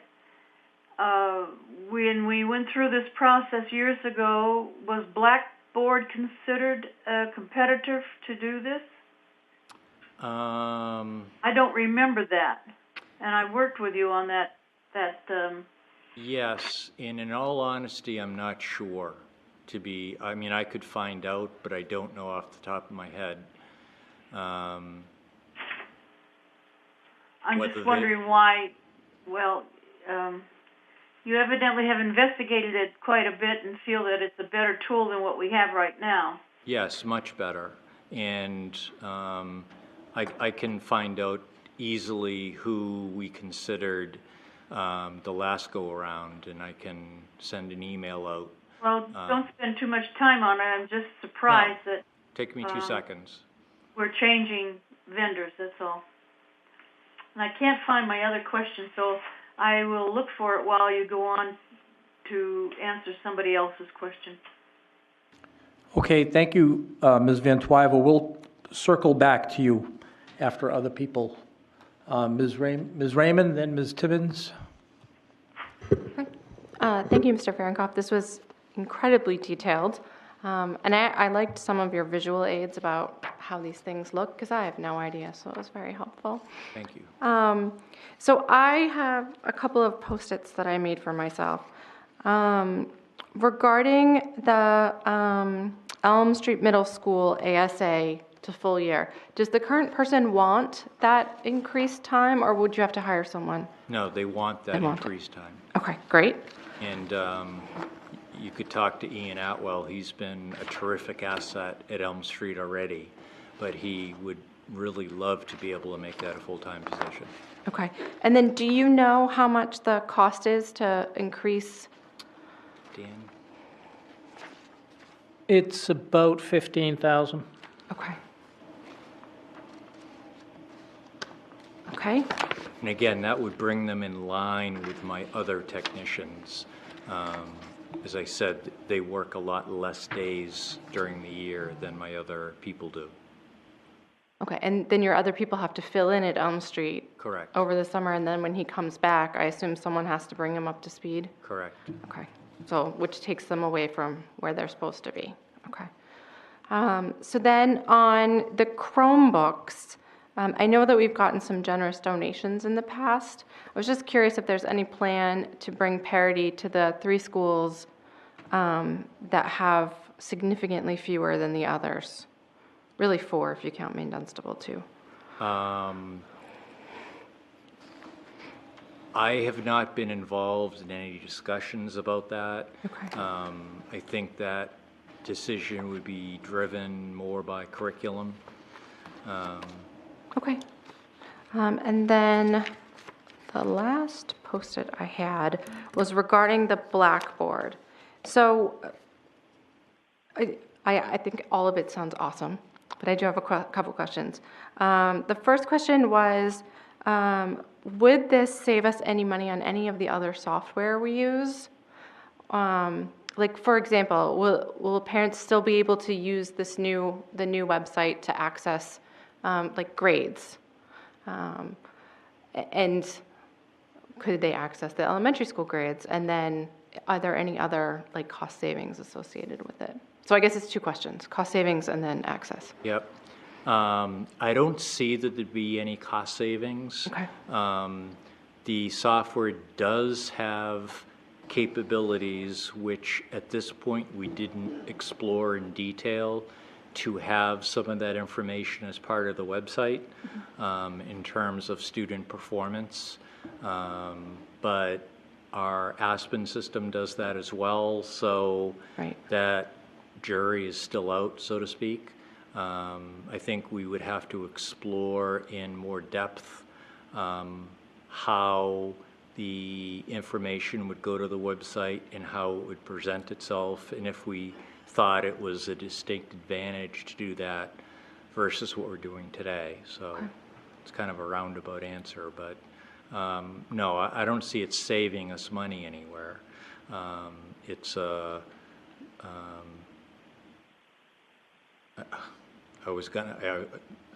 It's an added expense to get us a lot more functionality, meet some requirements, and make the site more attractive to prospective Nashua residents as well as existing.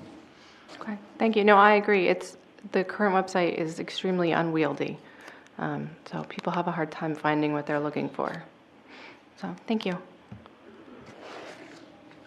Ms. Timmons? Yes, my question is regarding the summer help, and it's a great presentation. Thank you very much. Oh, you're welcome. The Thank you. city hired students, they did last summer, at $11 an hour for internship during the summer, same exact 8 weeks. Do you think that, or did you use any of that from last year, any of the summer interns? The $11 an hour? Yes, So- on the summer help. Yeah, it's been $11 an hour for probably the last 5 years. But did you get the students from that program? No. Or you did not? No. Maybe that's something you might want to check in this year, because they did hire several children last year, students, for the summer program at the same exact thing. So I assume this is part of that summer internship the city offered for students, Okay, but it is not. yep. Okay. It's not. And we found, to be honest, we shy away from hiring current Nashua students because in order for them to do their job, we kind of have to give them keys to the kingdom. And Okay. that has created some issues in the past. So what we're typically looking for is a college student. Now, that's not to say if we had the right person at the high school that we wouldn't consider them, but that's one of our concerns with that. Okay. That's all the questions I have. Thank you.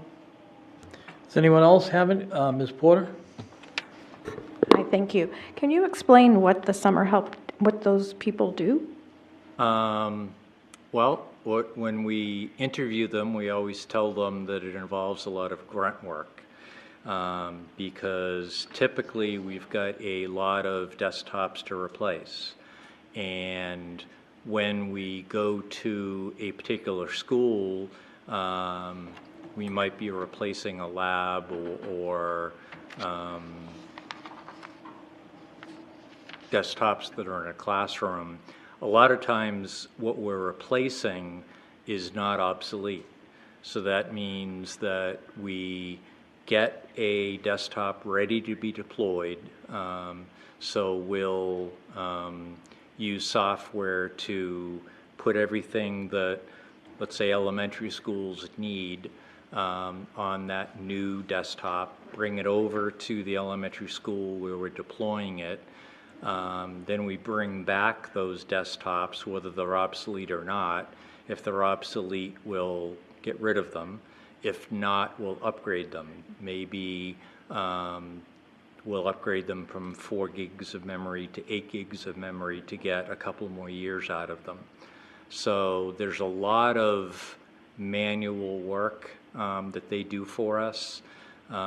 In theory, before teachers come back in September, I would love to be able to go to every single classroom and make sure that everything is ready for that teacher walking in the classroom. Because as you know, our facilities staff basically go through the same thing that we do. They have to strip the floors and wax the floors, and sometimes when they put equipment back in a room, it may not be connected the right way, so when a teacher walks in, all of a sudden their computer doesn't work. And I'd hate to see that. So, I hate to see that. It happens. So there's plenty of work to be done. We use them to help us with the more grunt part of the job, if I can use that term. And they do come out of the summer having learned a lot depending upon what they're doing. So they will get experience on setting up a desktop through imaging software. Sometimes we may have some wiring to do, so they'll learn how to crimp wiring. So depending upon the year, they develop some skills that they may or may not use in the future. And if they're in that field, it certainly looks good on their resume. Okay, thank you. Mr. Garrido, Yes, can I request that people speak more directly into the microphones? I'm having trouble understanding some of the questions. okay. Ms. Hohensee had her hand up. Thank you. Excellent presentation, very, very detailed. Thank you. I have a couple of questions. What do teachers in the elementary schools do now in terms of safety for 911 calls and using phones that they don't have? They're supposed to use their own cell phone? They would either use their own cell phone or run down to the front office, or I don't know in all schools, but in a lot of schools they have an intercom system where they can intercom down to the front office and ask them to dial 911. Okay, great. That's a good answer. This new program, Blackboard, does it have any private student information so that we may have to make sure that there's safety or some type of protection for that in this system, in this new software? Yep. It does have a lot of safety built in terms of this would be a off-premise implementation, meaning the computer or the server is somewhere in the cloud, and they use obviously the highest level of security available to transmit information. Depending upon what we put on the website would go to your question more directly. So there's a lot of information on a website that's basically public knowledge that isn't private. But if we did go so far as to put private student data or information on the website, we would make sure that it was secure. Good. And then I know there's new laws this year to make sure that we Yes. have safeguards, so I wanted to keep Yes. that in mind. And then this is just a little question, probably not about this. Is there any way that this room can get Wi-Fi? It has Wi-Fi. Okay, because we always have a lot of trouble accessing it. Yeah, it might be getting onto NSD Guest, which we've improved a lot in terms of the ease of getting on, and that's one of our initiatives as well, is to make that more seamless, like you might find in a hotel or whatever. But I have wireless access right now. Okay, that's good to hear. Yep. Thank you. But that would be an example of, if we were going around the district and noticed that a room like this didn't have an access point, clearly it should, so we'd mark that down and put one in, but it does have it today. Okay, great. Mr. Kaufman. Thank you again, Mr. Farrakhan. Thank you. You're always very detailed. Thank you. Thank you. Thank you for the charts. I do appreciate them too. I have several questions. Thank you. You touched on a couple of my questions that I sent to you previously, but I was curious about, so you made mention that typically all the software is in your budget. But Yes. I did not notice the name of the gradebook software that we just added earlier this year. Was that in there and I just missed it? It's in the curriculum budget still, Oh, it's still in the teacheries. curriculum. Okay. Right. And as I said, typically that cost will end up in my budget. But there's no rule that says it has to, but typically it does. But right now that's in the curriculum budget. All right, thank you. Another question. What about X2?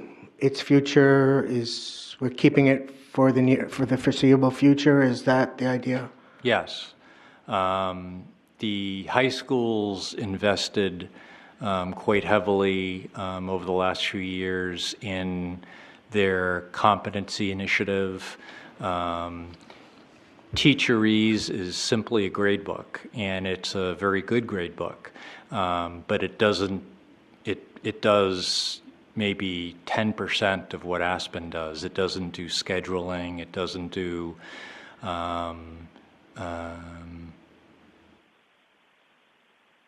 it doesn't do a lot of things.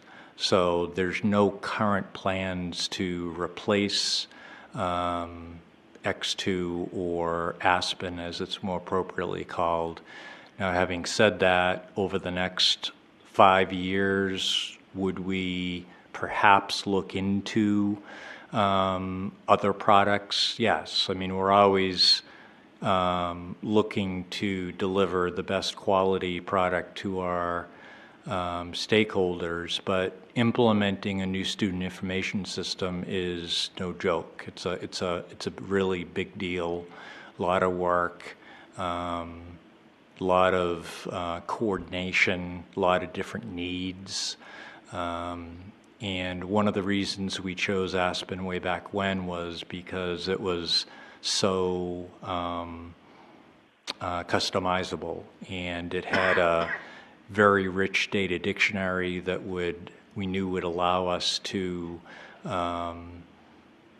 meet the needs for a good time to come. So there's no current plans, and I don't know when there might be a discussion about Aspen, but certainly not right now.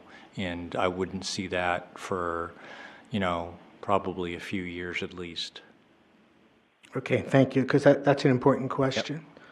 If I may continue. So Yes, when we're buying these high-end switches, if I can call them Yes. that, are we still working through the E-rate program? Are we seeing discounts like we did in the past at 30 and 40, well, almost 50%, if I remember correctly? Yes, they've changed the E-rate program quite a lot over the last 2 years. They used to allow you to file for E-rate by building. So we had at one point, now these, when I say these percentages, they're not free and reduced percentages, but they're related to the free and reduced percentage. They have their own percentage scheme. So based on what your free and reduced lunch is, they translate that into. But we had, I think, either 2 or 3 schools that were 90% schools. So basically, we could spend 10 cents and get $1 worth of infrastructure or service. So we continue to, this is right now officially the last year of E-rate, although I expect it to be renewed. We took advantage of E-rate when we purchased our access points. We took advantage of E-rate when we've bought a lot of our hardware. We used to get the district percentage. Our district percentage right now is 60%. So for every dollar we spend that's E-rateable, if I can use that as a word, 60 cents of that will come from the federal government. And we used to be able to get back compensation for voice. They've discontinued that. So they split it up into priority 1 and 2. Priority 2 is hardware. And basically the idea, the reason they called it that was they fund all priority 1 requests as much as they can, and then they move to priority 2 requests, which are typically hardware related, until they run out of money. So right now, priority 1 requests only consider internet usage. So our internet usage, we can file and get 60% of that money back. So we do that every year still.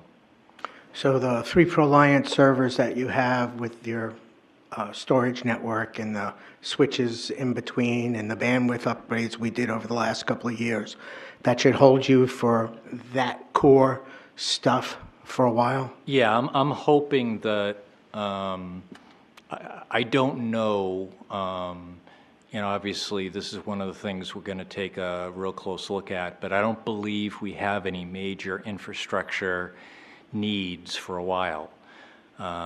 That's why I hope to be able to come back next year asking for things that more directly affect our students. Being AV type stuff, desktops, perhaps more Chromebooks, things like that. But we've pretty much taken care of an awful lot of our infrastructure. So, you spoke about wanting to upgrade your tech over at Elm Street. Do the other schools have full-time support, and that Elm Street is the middle school is the only one that does not have it? Yes and no. So when you say full-time support, we have full-time, we have a School year, I mean, yes, calendar year. everyone else is School year is calendar covered, everybody else's calendar? Okay, so it's just the one school you're trying to get to the Yes, calendar year? he's the only school year person. Okay. Do you have any idea how much bandwidth is used for non-academic purposes? And let me explain my question. I can tell you as a substitute, kids are playing, you get 2 or 3 of them in the room, and they're playing interactive games rather than an assignment. So I'm just curious what the impact is of non-academic use of the bandwidth. Do you have any idea? I don't have numbers off the top of my head, but we have the capabilities. It used to be through that extender appliance that I mentioned. Now it's through Lightspeed. But we have the ability to ratchet down, if you would, the amount of bandwidth they're able to use. So to use a stupid analogy, I think, but instead of saying you can't play solitaire, we'll say you can't use a lot of bandwidth playing solitaire. So it may be slow and you choose not to use it anymore or play it anymore. So we try to adopt that tact by, we don't want to be the people who always say no, but we obviously want to ensure that there's plenty of bandwidth for academic need. I'm curious, there's a program, I think Mr. Donovan will remember the name of it, where they train students and the kids help the teachers in the middle and the elementary schools with kind of like tech support. Yes, I think. And they gave that, it was a free program for a while, and then we have the option of purchasing whatever, I don't know if it's a subscription or whatever. Has that helped you? I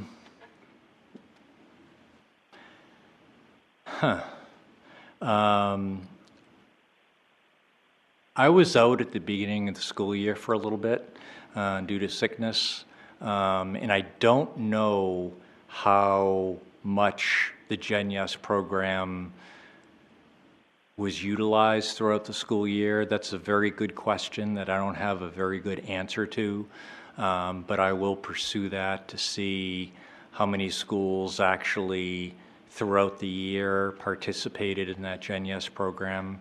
There were no direct benefits to us that I'm aware of right now, but I'll explore that more fully.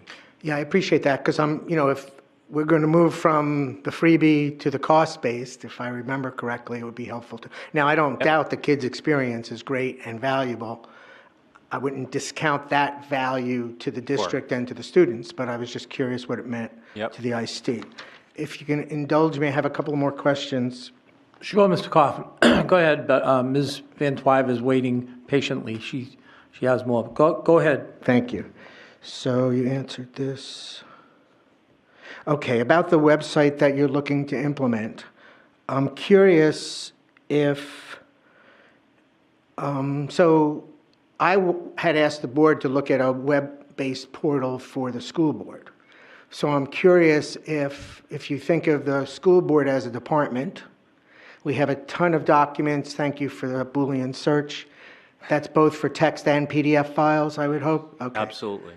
And I'm just curious, can the board have its own little department, for lack of a better term, where we might be able to do some document sharing? For example, in addition, I don't know if you'd ever get rid of the packets that we get to review the hard copy stuff, but there might be the platform be able to use to facilitate communication. So in other words, our secretary, Ms. Kinsella, can push the documents to a public directory or something like that, and then we can log in and at least get electronic access. Is that capable within the platform that you're looking at? Yep. The web software supports Dropbox, it supports Google Drive, and it supports OneDrive. So it does support those type of collaboration tools. And I guess for my last question, if I may, so for administrative departments, say like the HR department, they could use the new web platform to publish, say, all their procedures that they might use for an HR department, or the operations department, they could do that, or, We could. mileage things, or, okay. Yes. Thank you so much. I'm certainly in favor of bringing forward that web platform. I guess you've answered all my questions. Thank you. Great, thank you. Yep.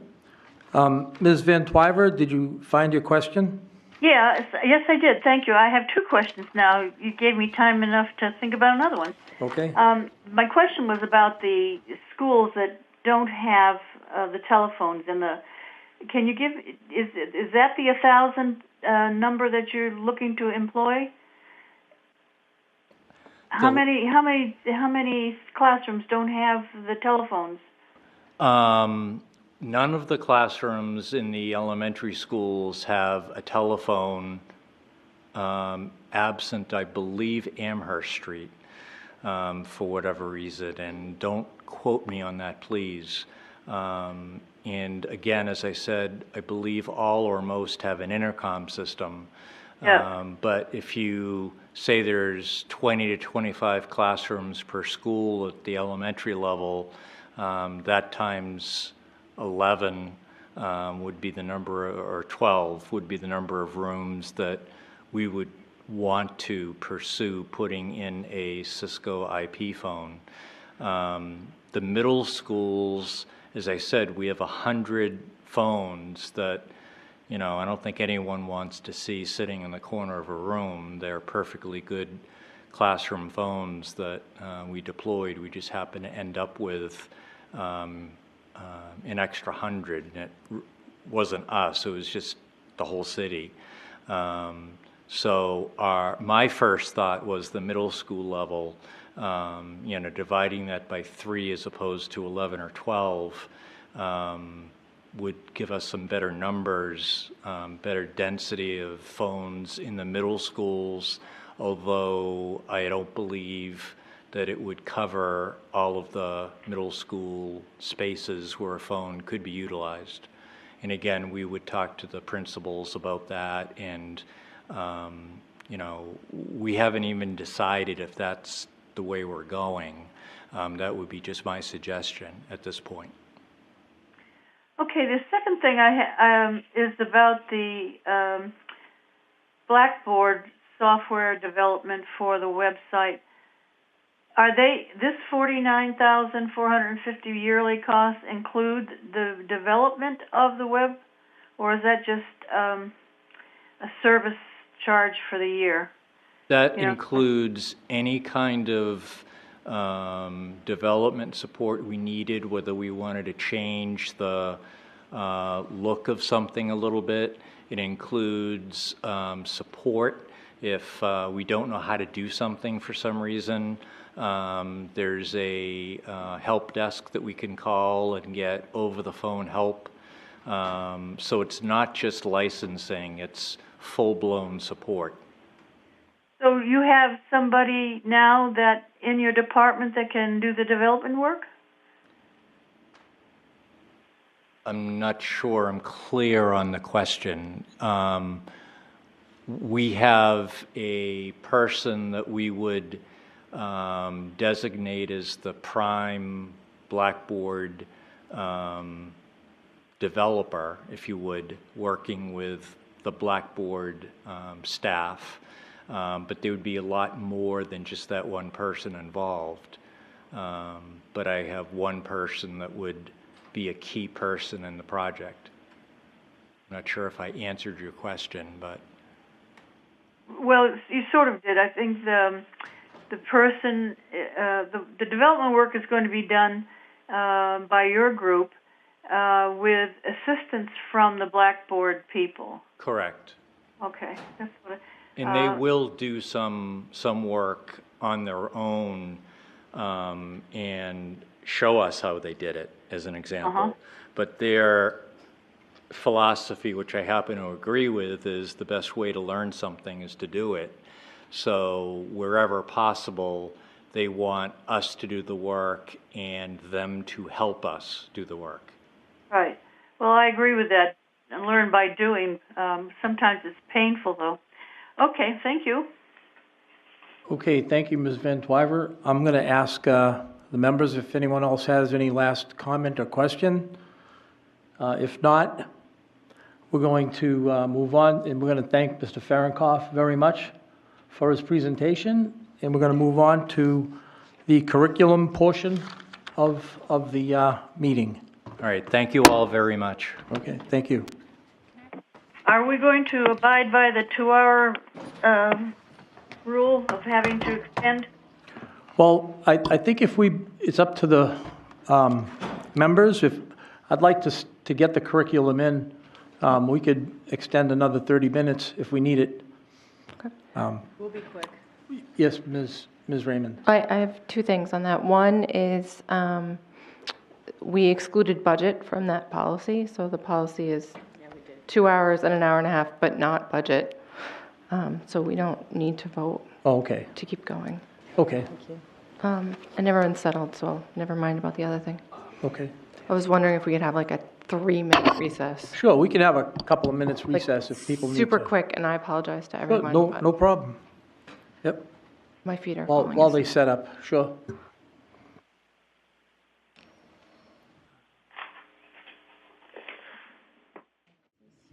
All right, we are back. I'm going to turn it over to Ms. Fitzpatrick. Good evening. We have a formal presentation prepared that Dr. McKinney and I will do, but first, I know there has been a question that's been plaguing us around curriculum and textbooks, so I specifically invited both the principal from North and South and the department heads from North and South to come speak to that question.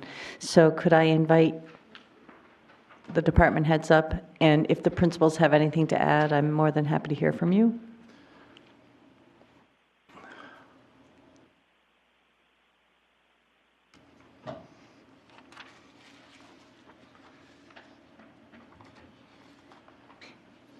And could you just remind the committee who you are?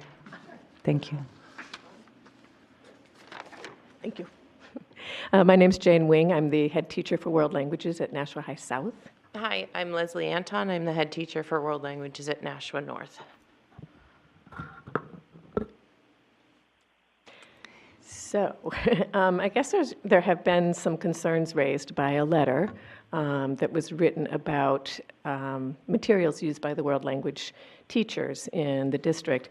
And so I hope everyone got, Leslie and I put together a statement that we wanted to make. Did everyone get that statement? You didn't? Okay, Leslie. There we go.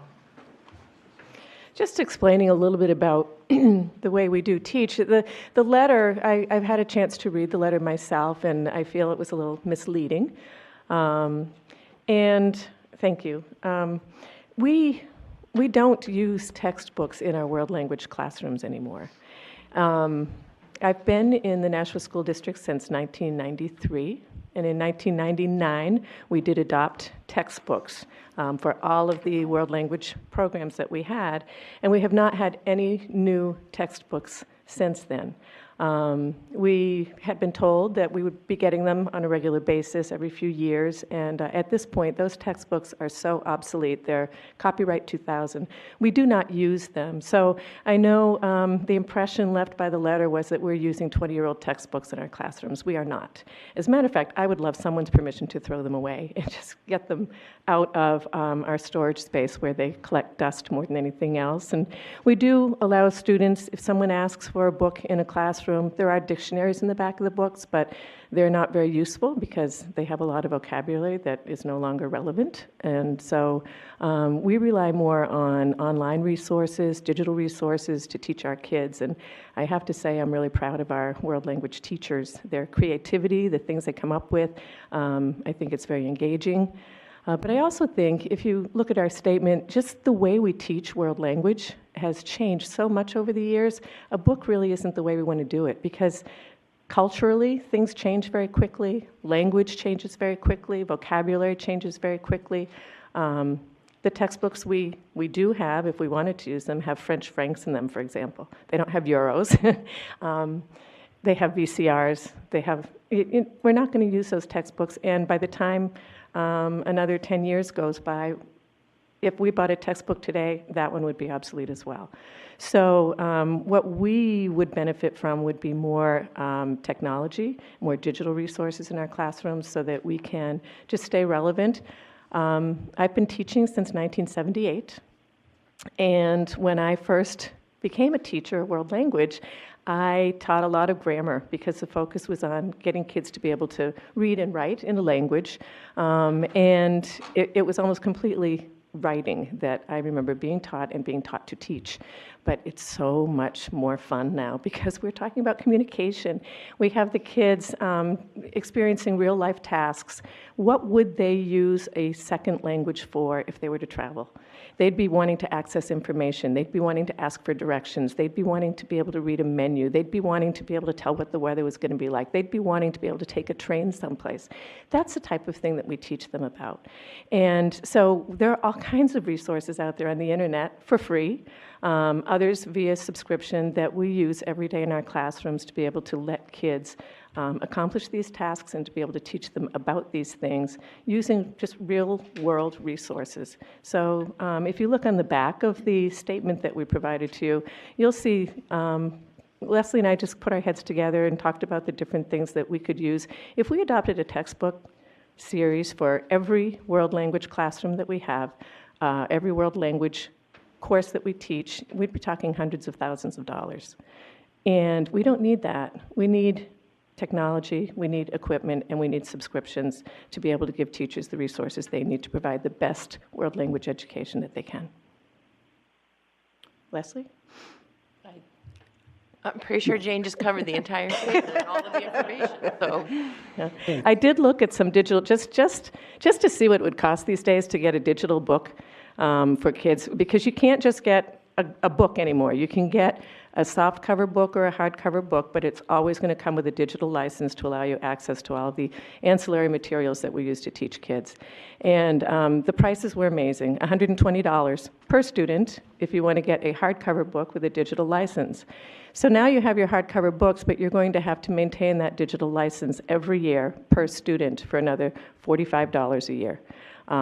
It's just mind-blowing to me how much it would cost to adopt a textbook and to be able to keep it going for years and years. the only thing I would like to add is that the one course that we teach that does really need a textbook is Latin. And the Latin textbooks have not been updated for a significant number of years. We're sharing textbooks between the two high schools. They're not using the same edition, which does make it challenging for there to be consistency between the two schools. So we would ask that if we're going to be adopting textbooks, we would be looking specifically at the textbooks for the Latin program, and equal amounts at both of the high schools to support both of the programs so that the teachers have the materials that they need. And we did include that list of materials on the back. So as Jane said, to adopt a textbook, we're talking hundreds of thousands of dollars just for one course. The materials that we have listed on the back of this paper is for the courses that are at the high school, but also at the middle school. The middle school language classes are teaching a high school curriculum, so Jane and I work closely with our middle schools in terms of their needs and curriculum as well. So for what would literally not even cover, we can get so much more based on the digital resources we're asking for versus asking for textbooks that in 2 years could be shifting and changing and becoming outdated and collecting dust all over again. And I do want to point out that the Latin materials that we've listed, we're just asking for a classroom set. We're not asking for a book for every kid. When I came to Nashua, there was a policy in place that said a student in every class will have a textbook. There will be one book per student in every single class. So when we bought textbooks before, we bought like 300 copies of Paso a Paso Dos for our Spanish 2 courses. The Latin teachers just want one good current class set for Latin 1 and Latin 2, and they can make do with the Latin 3 and Latin 4 materials that they have. Thank you very much. You're welcome. Ms. Fitzpatrick, do you want to continue? And I just, Okay. are the principals all set? Okay. Oh, wait. I appreciate you coming and waiting this long to clarify for people, but I thought it was important for people to understand the direction world language was going. Right. So thank you. You're very welcome.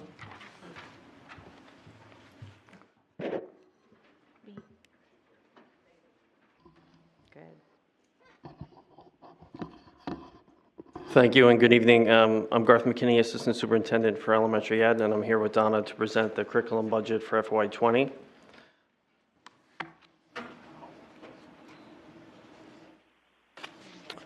Our curriculum budget helps support the curriculum instruction, assessment, and professional learning for over 11,000 students, really age 3 probably to 21. We have over 950 teachers, 400 paraprofessionals, and we also support the learning and PD for 60 admin and directors. This budget was built on 5 principles for our budget rationale. First, to continually invest and refine in early childhood education and intervention so all kids are ready to succeed. Provide a curriculum aligned with the research of a growth mindset and levels of support and challenge. To provide high quality instruction for all students with a series of systems of support. Continually assess the learning rate and growth of all students and provide high quality professional development for our educators. First, we continue to invest and refine in early childhood. As you are aware, we're in our 2nd year of full-day kindergarten. We've established equity with the supplies and schedules for our kindergarten teachers. You'll see later a request for additional kindergarten paraprofessionals to meet the diverse range of student learners.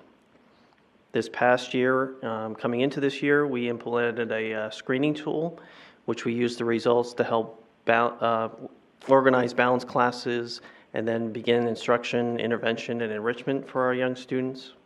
And we continue to look at the results in the fall of 1st grade for our full-day kindergarten students to measure their growth. We continue to invest in our Blast Off to Kindergarten program for students who haven't been in daycare settings before, so they're ready to go at the beginning of the school year going into kindergarten.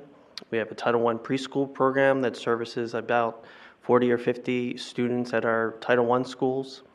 And this summer, we'll be building on the success of our first year of our Power Scholars Academy, a combined effort with the Nashua School District, 21st Century, and the YMCA. Secondly, we continue to work on the curriculum to provide levels of support and challenge. Some highlights in the main 4 content areas include elementary. We're in our 2nd year of units of study for teaching writing, K-5. We have a literacy pilot that came and gave an update the other night at curriculum evaluation. That'll be concluding this year with recommendations in 4 key areas for literacy instruction, K-5. And we're in year 3 for Eureka for mathematics instruction at the elementary level. At the middle school level, we are working with Study Sync. It's a 6th through 8th grade implementation. We're working on pacing results and common assessments in Study Sync. Study Sync, we have a 5-year contract with that program.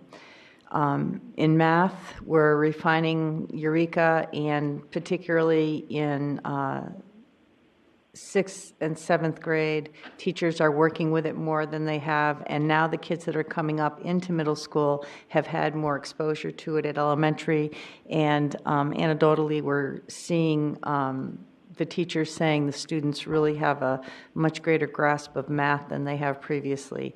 And we are going to be implementing and doing exploration with grade 8 so that we will then have Eureka K through 8. Yeah. This next slide speaks to curriculum for science and social studies. Most of our changes in science have been at the middle and the high school level. I'll let Donna speak to those. All of our middle school science teachers have had the complete training on next generation science standards. And they are, as you know, piloting some different resources to decide which one aligns best. And along with that, there's been a lot of discussion about vertical alignment with middle and high school. And our middle school coach during early release days has done training with the high school teachers to start looking at how the next generation science standards method of teaching is different than traditional, and it's phenomena-based. So there's been a lot of work there. In social studies, in elementary, they've been, go ahead, sorry. In social studies, we've been looking to make connections with ELA only because when our kids are reading nonfiction texts, some of those coincide with the units of study in social studies. More at the middle school level, they've been investing in the common assessments, common alignment, and the scope and sequence. And lastly, Don and I work together. That acronym or abbreviation is for the Social Studies Steering Committee. They've been putting together an action plan moving forward to ensure that we have K-12 alignment and basically curriculum revisions going forward to make our instruction and curriculum the best it can be.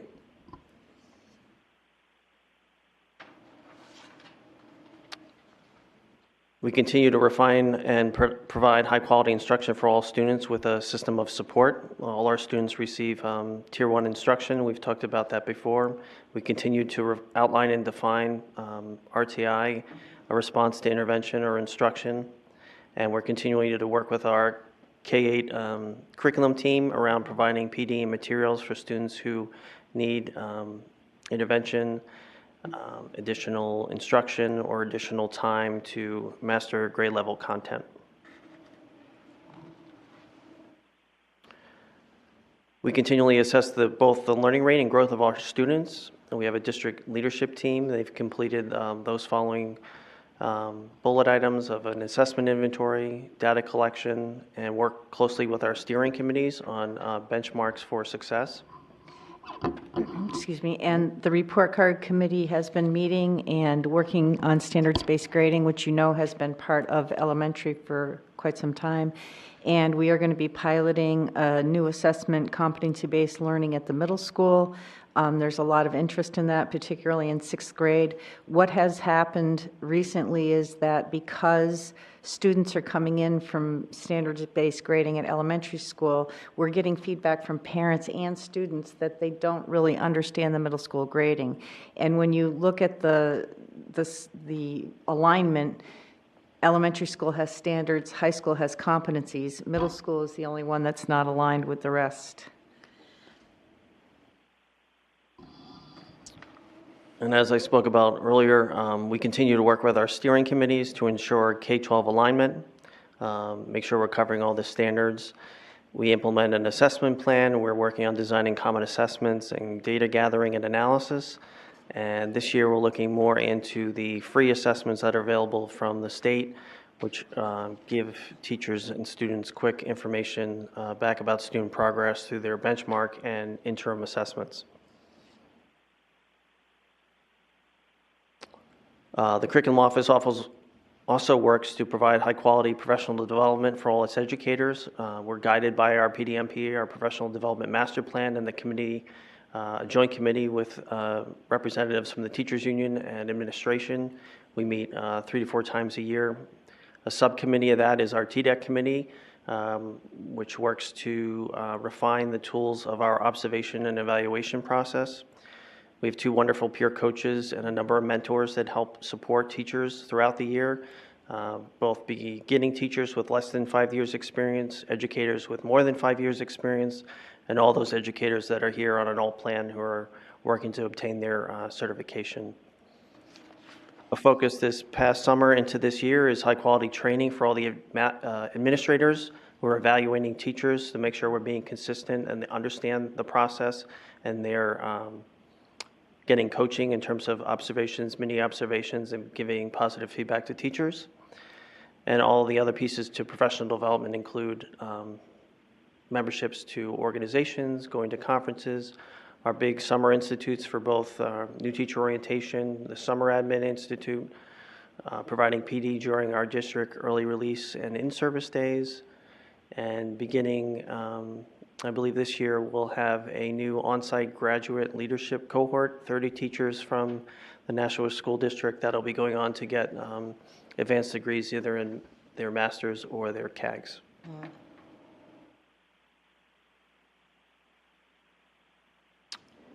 This slide shows an overview of our funding sources, what's budgeted in the operating budget. Our Title II grant, which is preparing, training, and recruiting high-quality teachers. The first grant comes to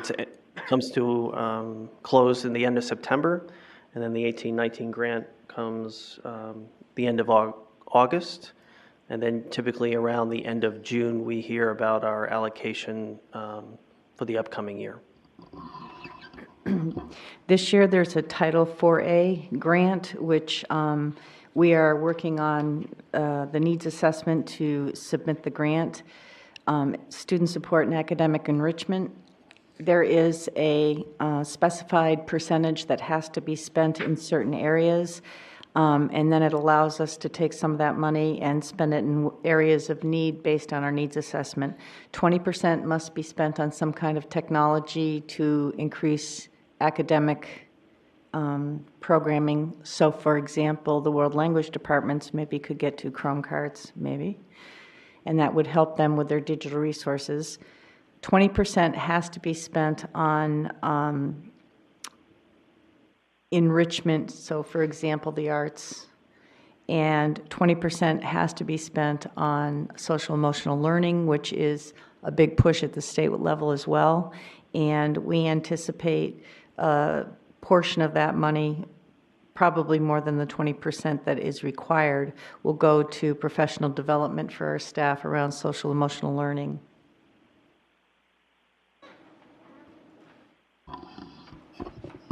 These last 3 slides speak to the additional funding request for the upcoming year. This request was presented last year, additional 8 kindergarten paras for the upcoming 1920 school year. The first year and this past year, we've had 41 kindergarten classrooms and about 16 paras. If you look in your packets, I believe it's Appendix 4B, shows a chart of the teacher and para breakdown by the 12 elementary schools, both for the 18-19 year, and then what those ratios would look like with the addition of the 8 kindergarten paras and where they would be. After 2 years of full-day kindergarten, we have balanced classes. We revised some programming, but we're advocating for additional human capital to assist with assessments and provide additional individual and small group instruction and behavioral support. Another program that we're looking at, which we've had some meetings with teachers, Adam has been in attendance, and it is for a middle school alternative program for non-identified students. We do have programs like Project Achievement for students that are identified. Some of the people that are on the committee that are starting to look at this are folks that were involved in the Phoenix program, if you remember that. Part of the reason I reached out to them is because they have insight into what didn't work last time and why the program ended up stopping. And so we are hoping to have something in place to go January 2020 or September 2020 and be able to implement a pilot program and to really be able to support those students that are non-identified that also tend to give the most challenges in the regular education setting, so that we would be able to better support them, but also create an environment that is more focused on education than behavior for everybody.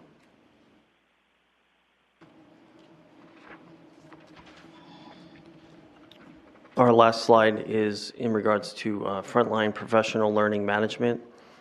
Over the course of this year, we looked at a number of professional development tools. We currently use ASOP, which is our kind of substitute teacher finder, and we use AppleTrack as our applicant software where people apply and put their materials in for a position to be interviewed and hopefully hired. Frontline professional learning would be that piece in between. So it would give us basically talent management from hire to retire for an employee. We could hire them, keep track of them participating in new teacher orientation, going to their cohorts, keep track of observations, evaluations, help us orchestrate professional development for the 1,000 teachers across the district over the course of the year. And then also, if they were to go to a conference somewhere, it would automatically request a substitute teacher for them. Included in your packet, 4C shows the list of customers that are in New Hampshire. This one platform would help us with recruiting, hiring, professional growth, and managing absence and time for teachers out of the classroom. And we can plan, manage, and track every aspect of professional learning to impact student learning throughout the year. We looked at one low-cost option, one very high-cost option. This one comes in the middle. It also has a mobile app. It also can help us with QR codes. Right now, we have sign-in sheets when teachers go to conferences and workshops here in the district. They could scan in. It would be the same interface, same username and password right now for our admin and our teachers, so there would be minimal of a learning curve, but it would just give us an opportunity to have one place, really one-stop shopping for everyone in terms of keeping track of all that, because right now, if you were to go to a conference, you have to put a PVR in through ASOP, you have to go in and request a sub through, Aspen, and then put a sub in through ASOP. This would all do all that in one place for the teachers and would make our lives in the curriculum office a little bit easier. That concludes our presentation. Thank you. Thank you, Dr. McKinney. I'm going to go to Ms. Van Twyver first for any comments or questions. Ms. Van Twyver? No comments. Thank you. Is anyone else? Ms. Raymond, I cut her off earlier, which I apologize for. Do you have any questions or? I do. So my question from earlier was whether or not this $59,000 that the world languages head teachers had brought to us was included in your budget. And as I was flipping through the pages, it looks like world languages has gotten a budget of $6,500 under your budget. So that answered that question. Go ahead. So this document was put together last year. This was kind of the wish list. You mean the appendix? Yes, sorry, whatever 4G. it was. Yes. Yep. So coming this March, April, after the needs assessment for that title grant, Donna and I will be sitting down and looking at all the needs from all the departments and what can be spent or allocated from both the title grant and the operating budget for all departments. Okay. Okay. My other question, and I was trying to flip through and find it, I'm going to go backwards here, is do we have a cost for the frontline professional management?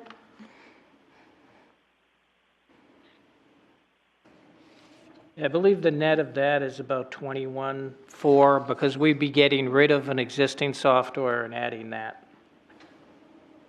Okay. What's the software that you would get rid of, just out of curiosity? T-Eval is the name of it. Okay.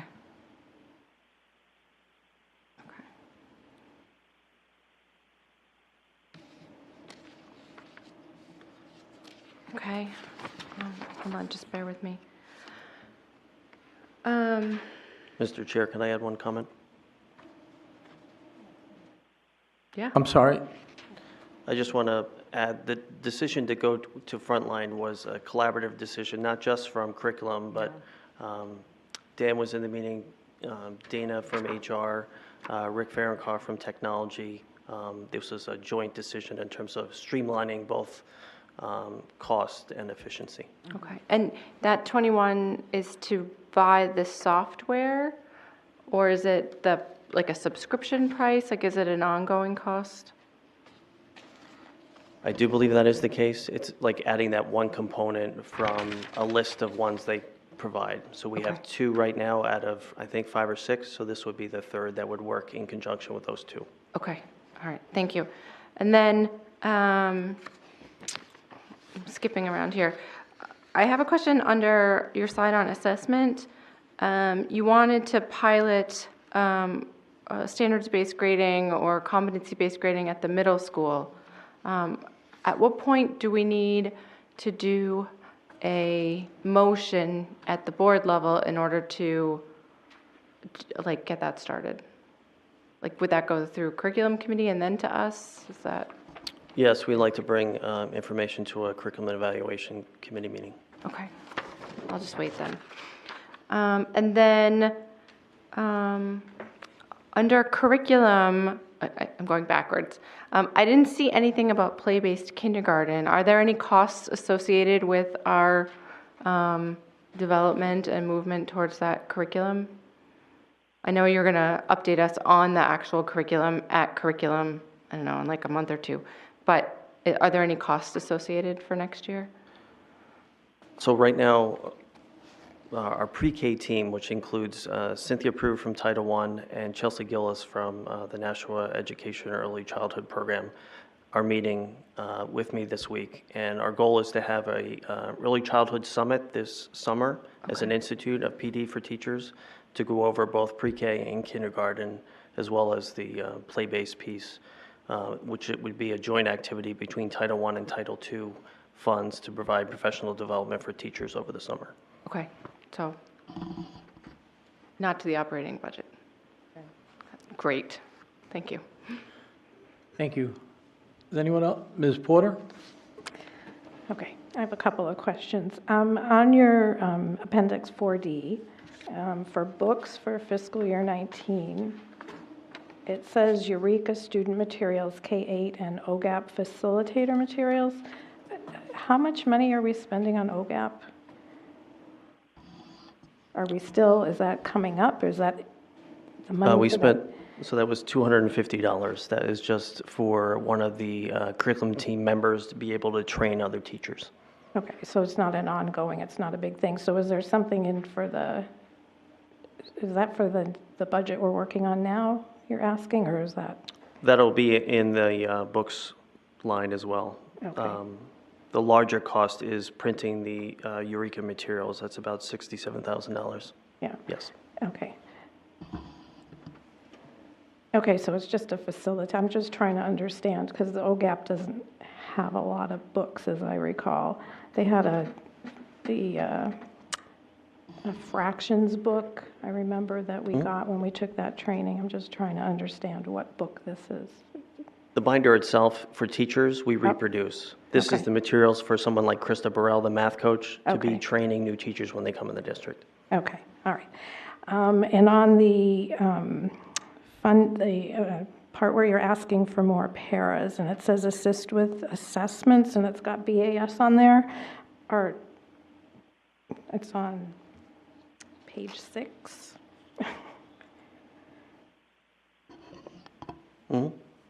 Are paras doing the BAS?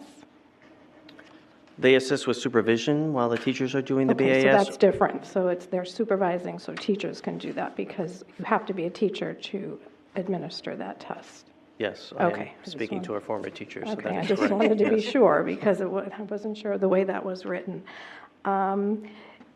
When you, speaking of paras, on that sheet where you were asking for more, and it said by school, how many there were? Oh, I lost that page. Yeah, this one, 4B. So you have for the current enrollment, how many teachers there are and how many paras there are.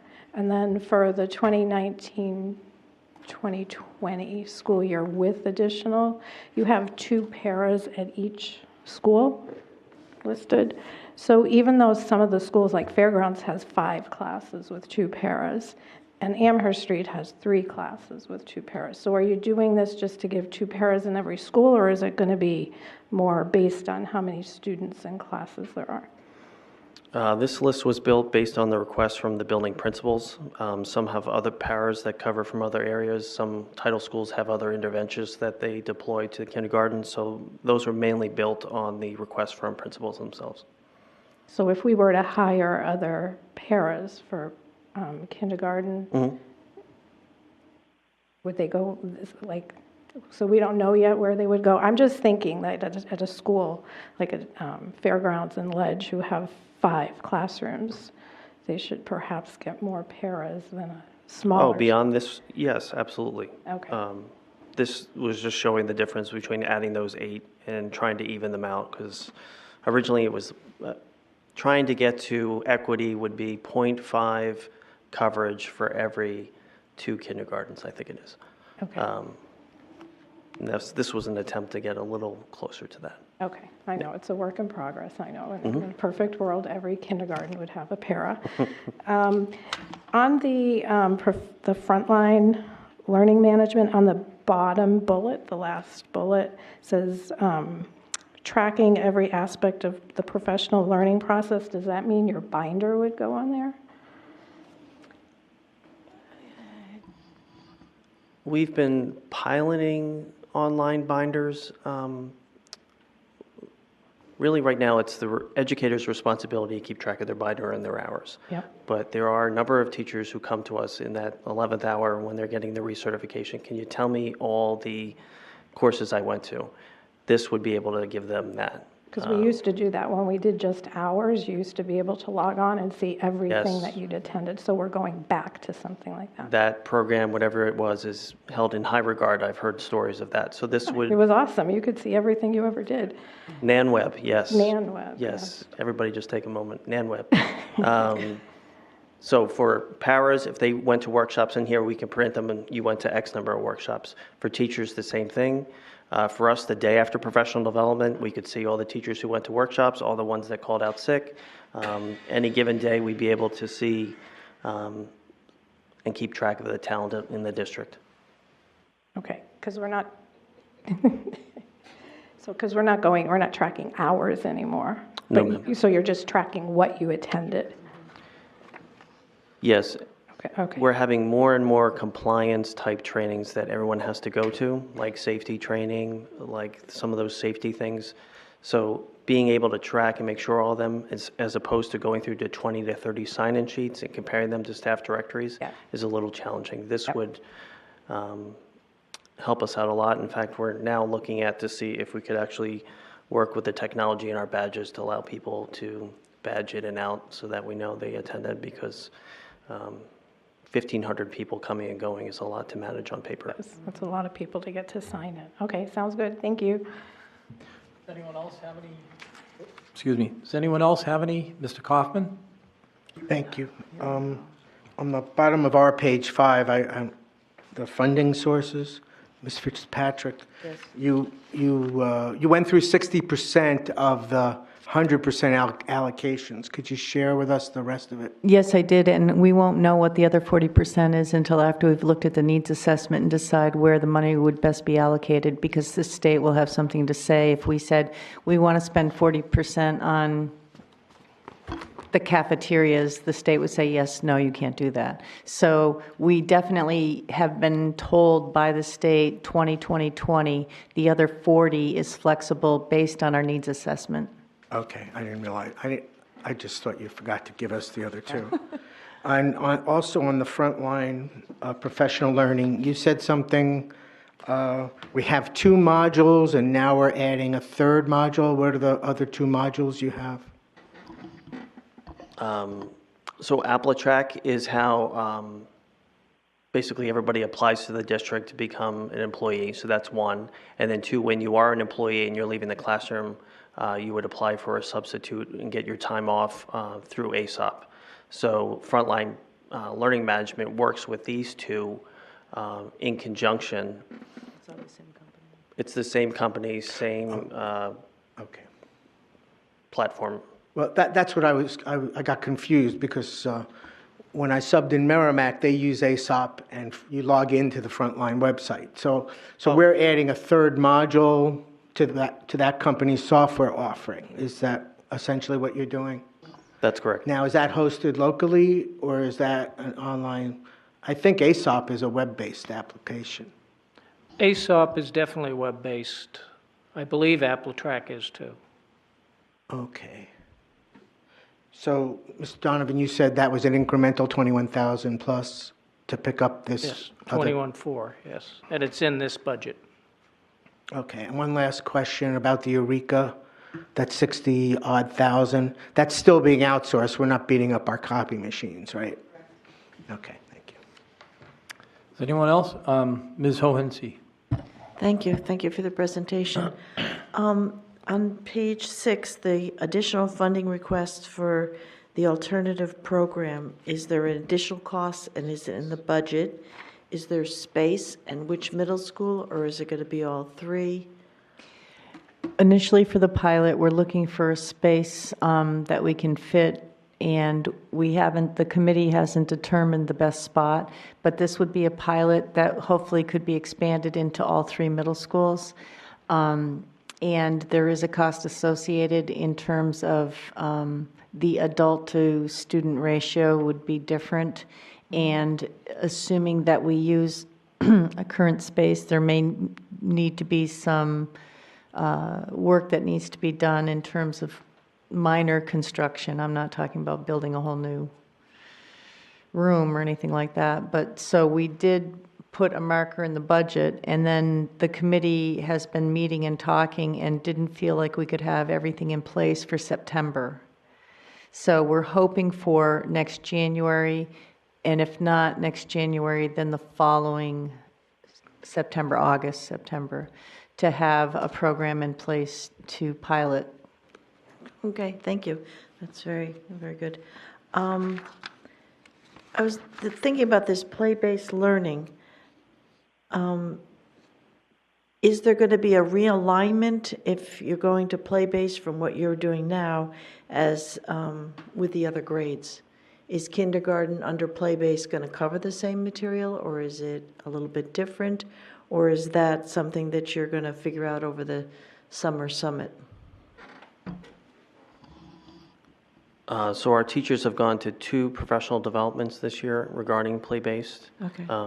That pre-K K team I spoke of, we're meeting this week and deciding on when we're going to meet again with the teachers and start formulating a plan. But it would be just relative to play-based kindergarten, in kindergarten only. Right, I understand that, but I'm just wondering, when you bring in play-based, will it relax the classroom such that you don't cover the same amount of material?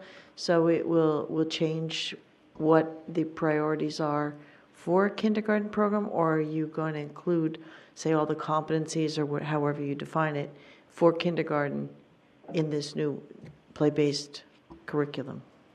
I'll be better able to speak to that after I meet with the pre-K and K leadership team, but I still anticipate us covering the kindergarten standards and assessments that are included in the state frameworks and that are included on the report card unless any changes are made. But I'll be able to report further on that at a later date. Okay, thank you.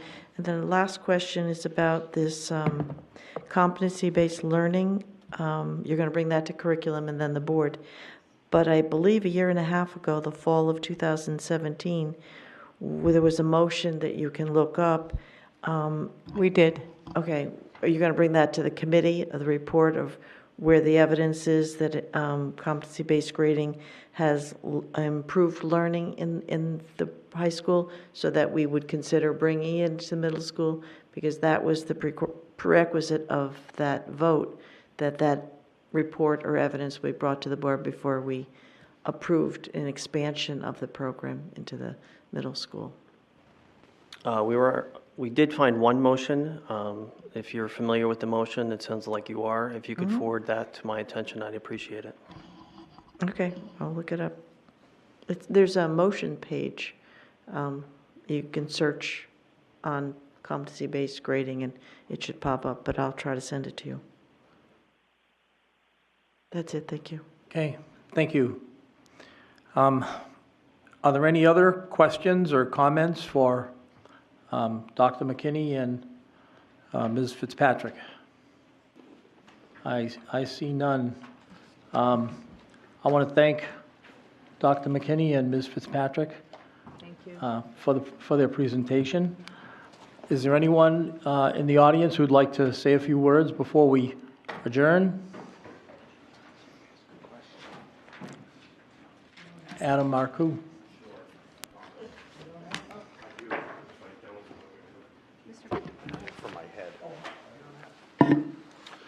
Adam Marcoux, 4 Jalorian Lane, President of the Nashua Teachers Union.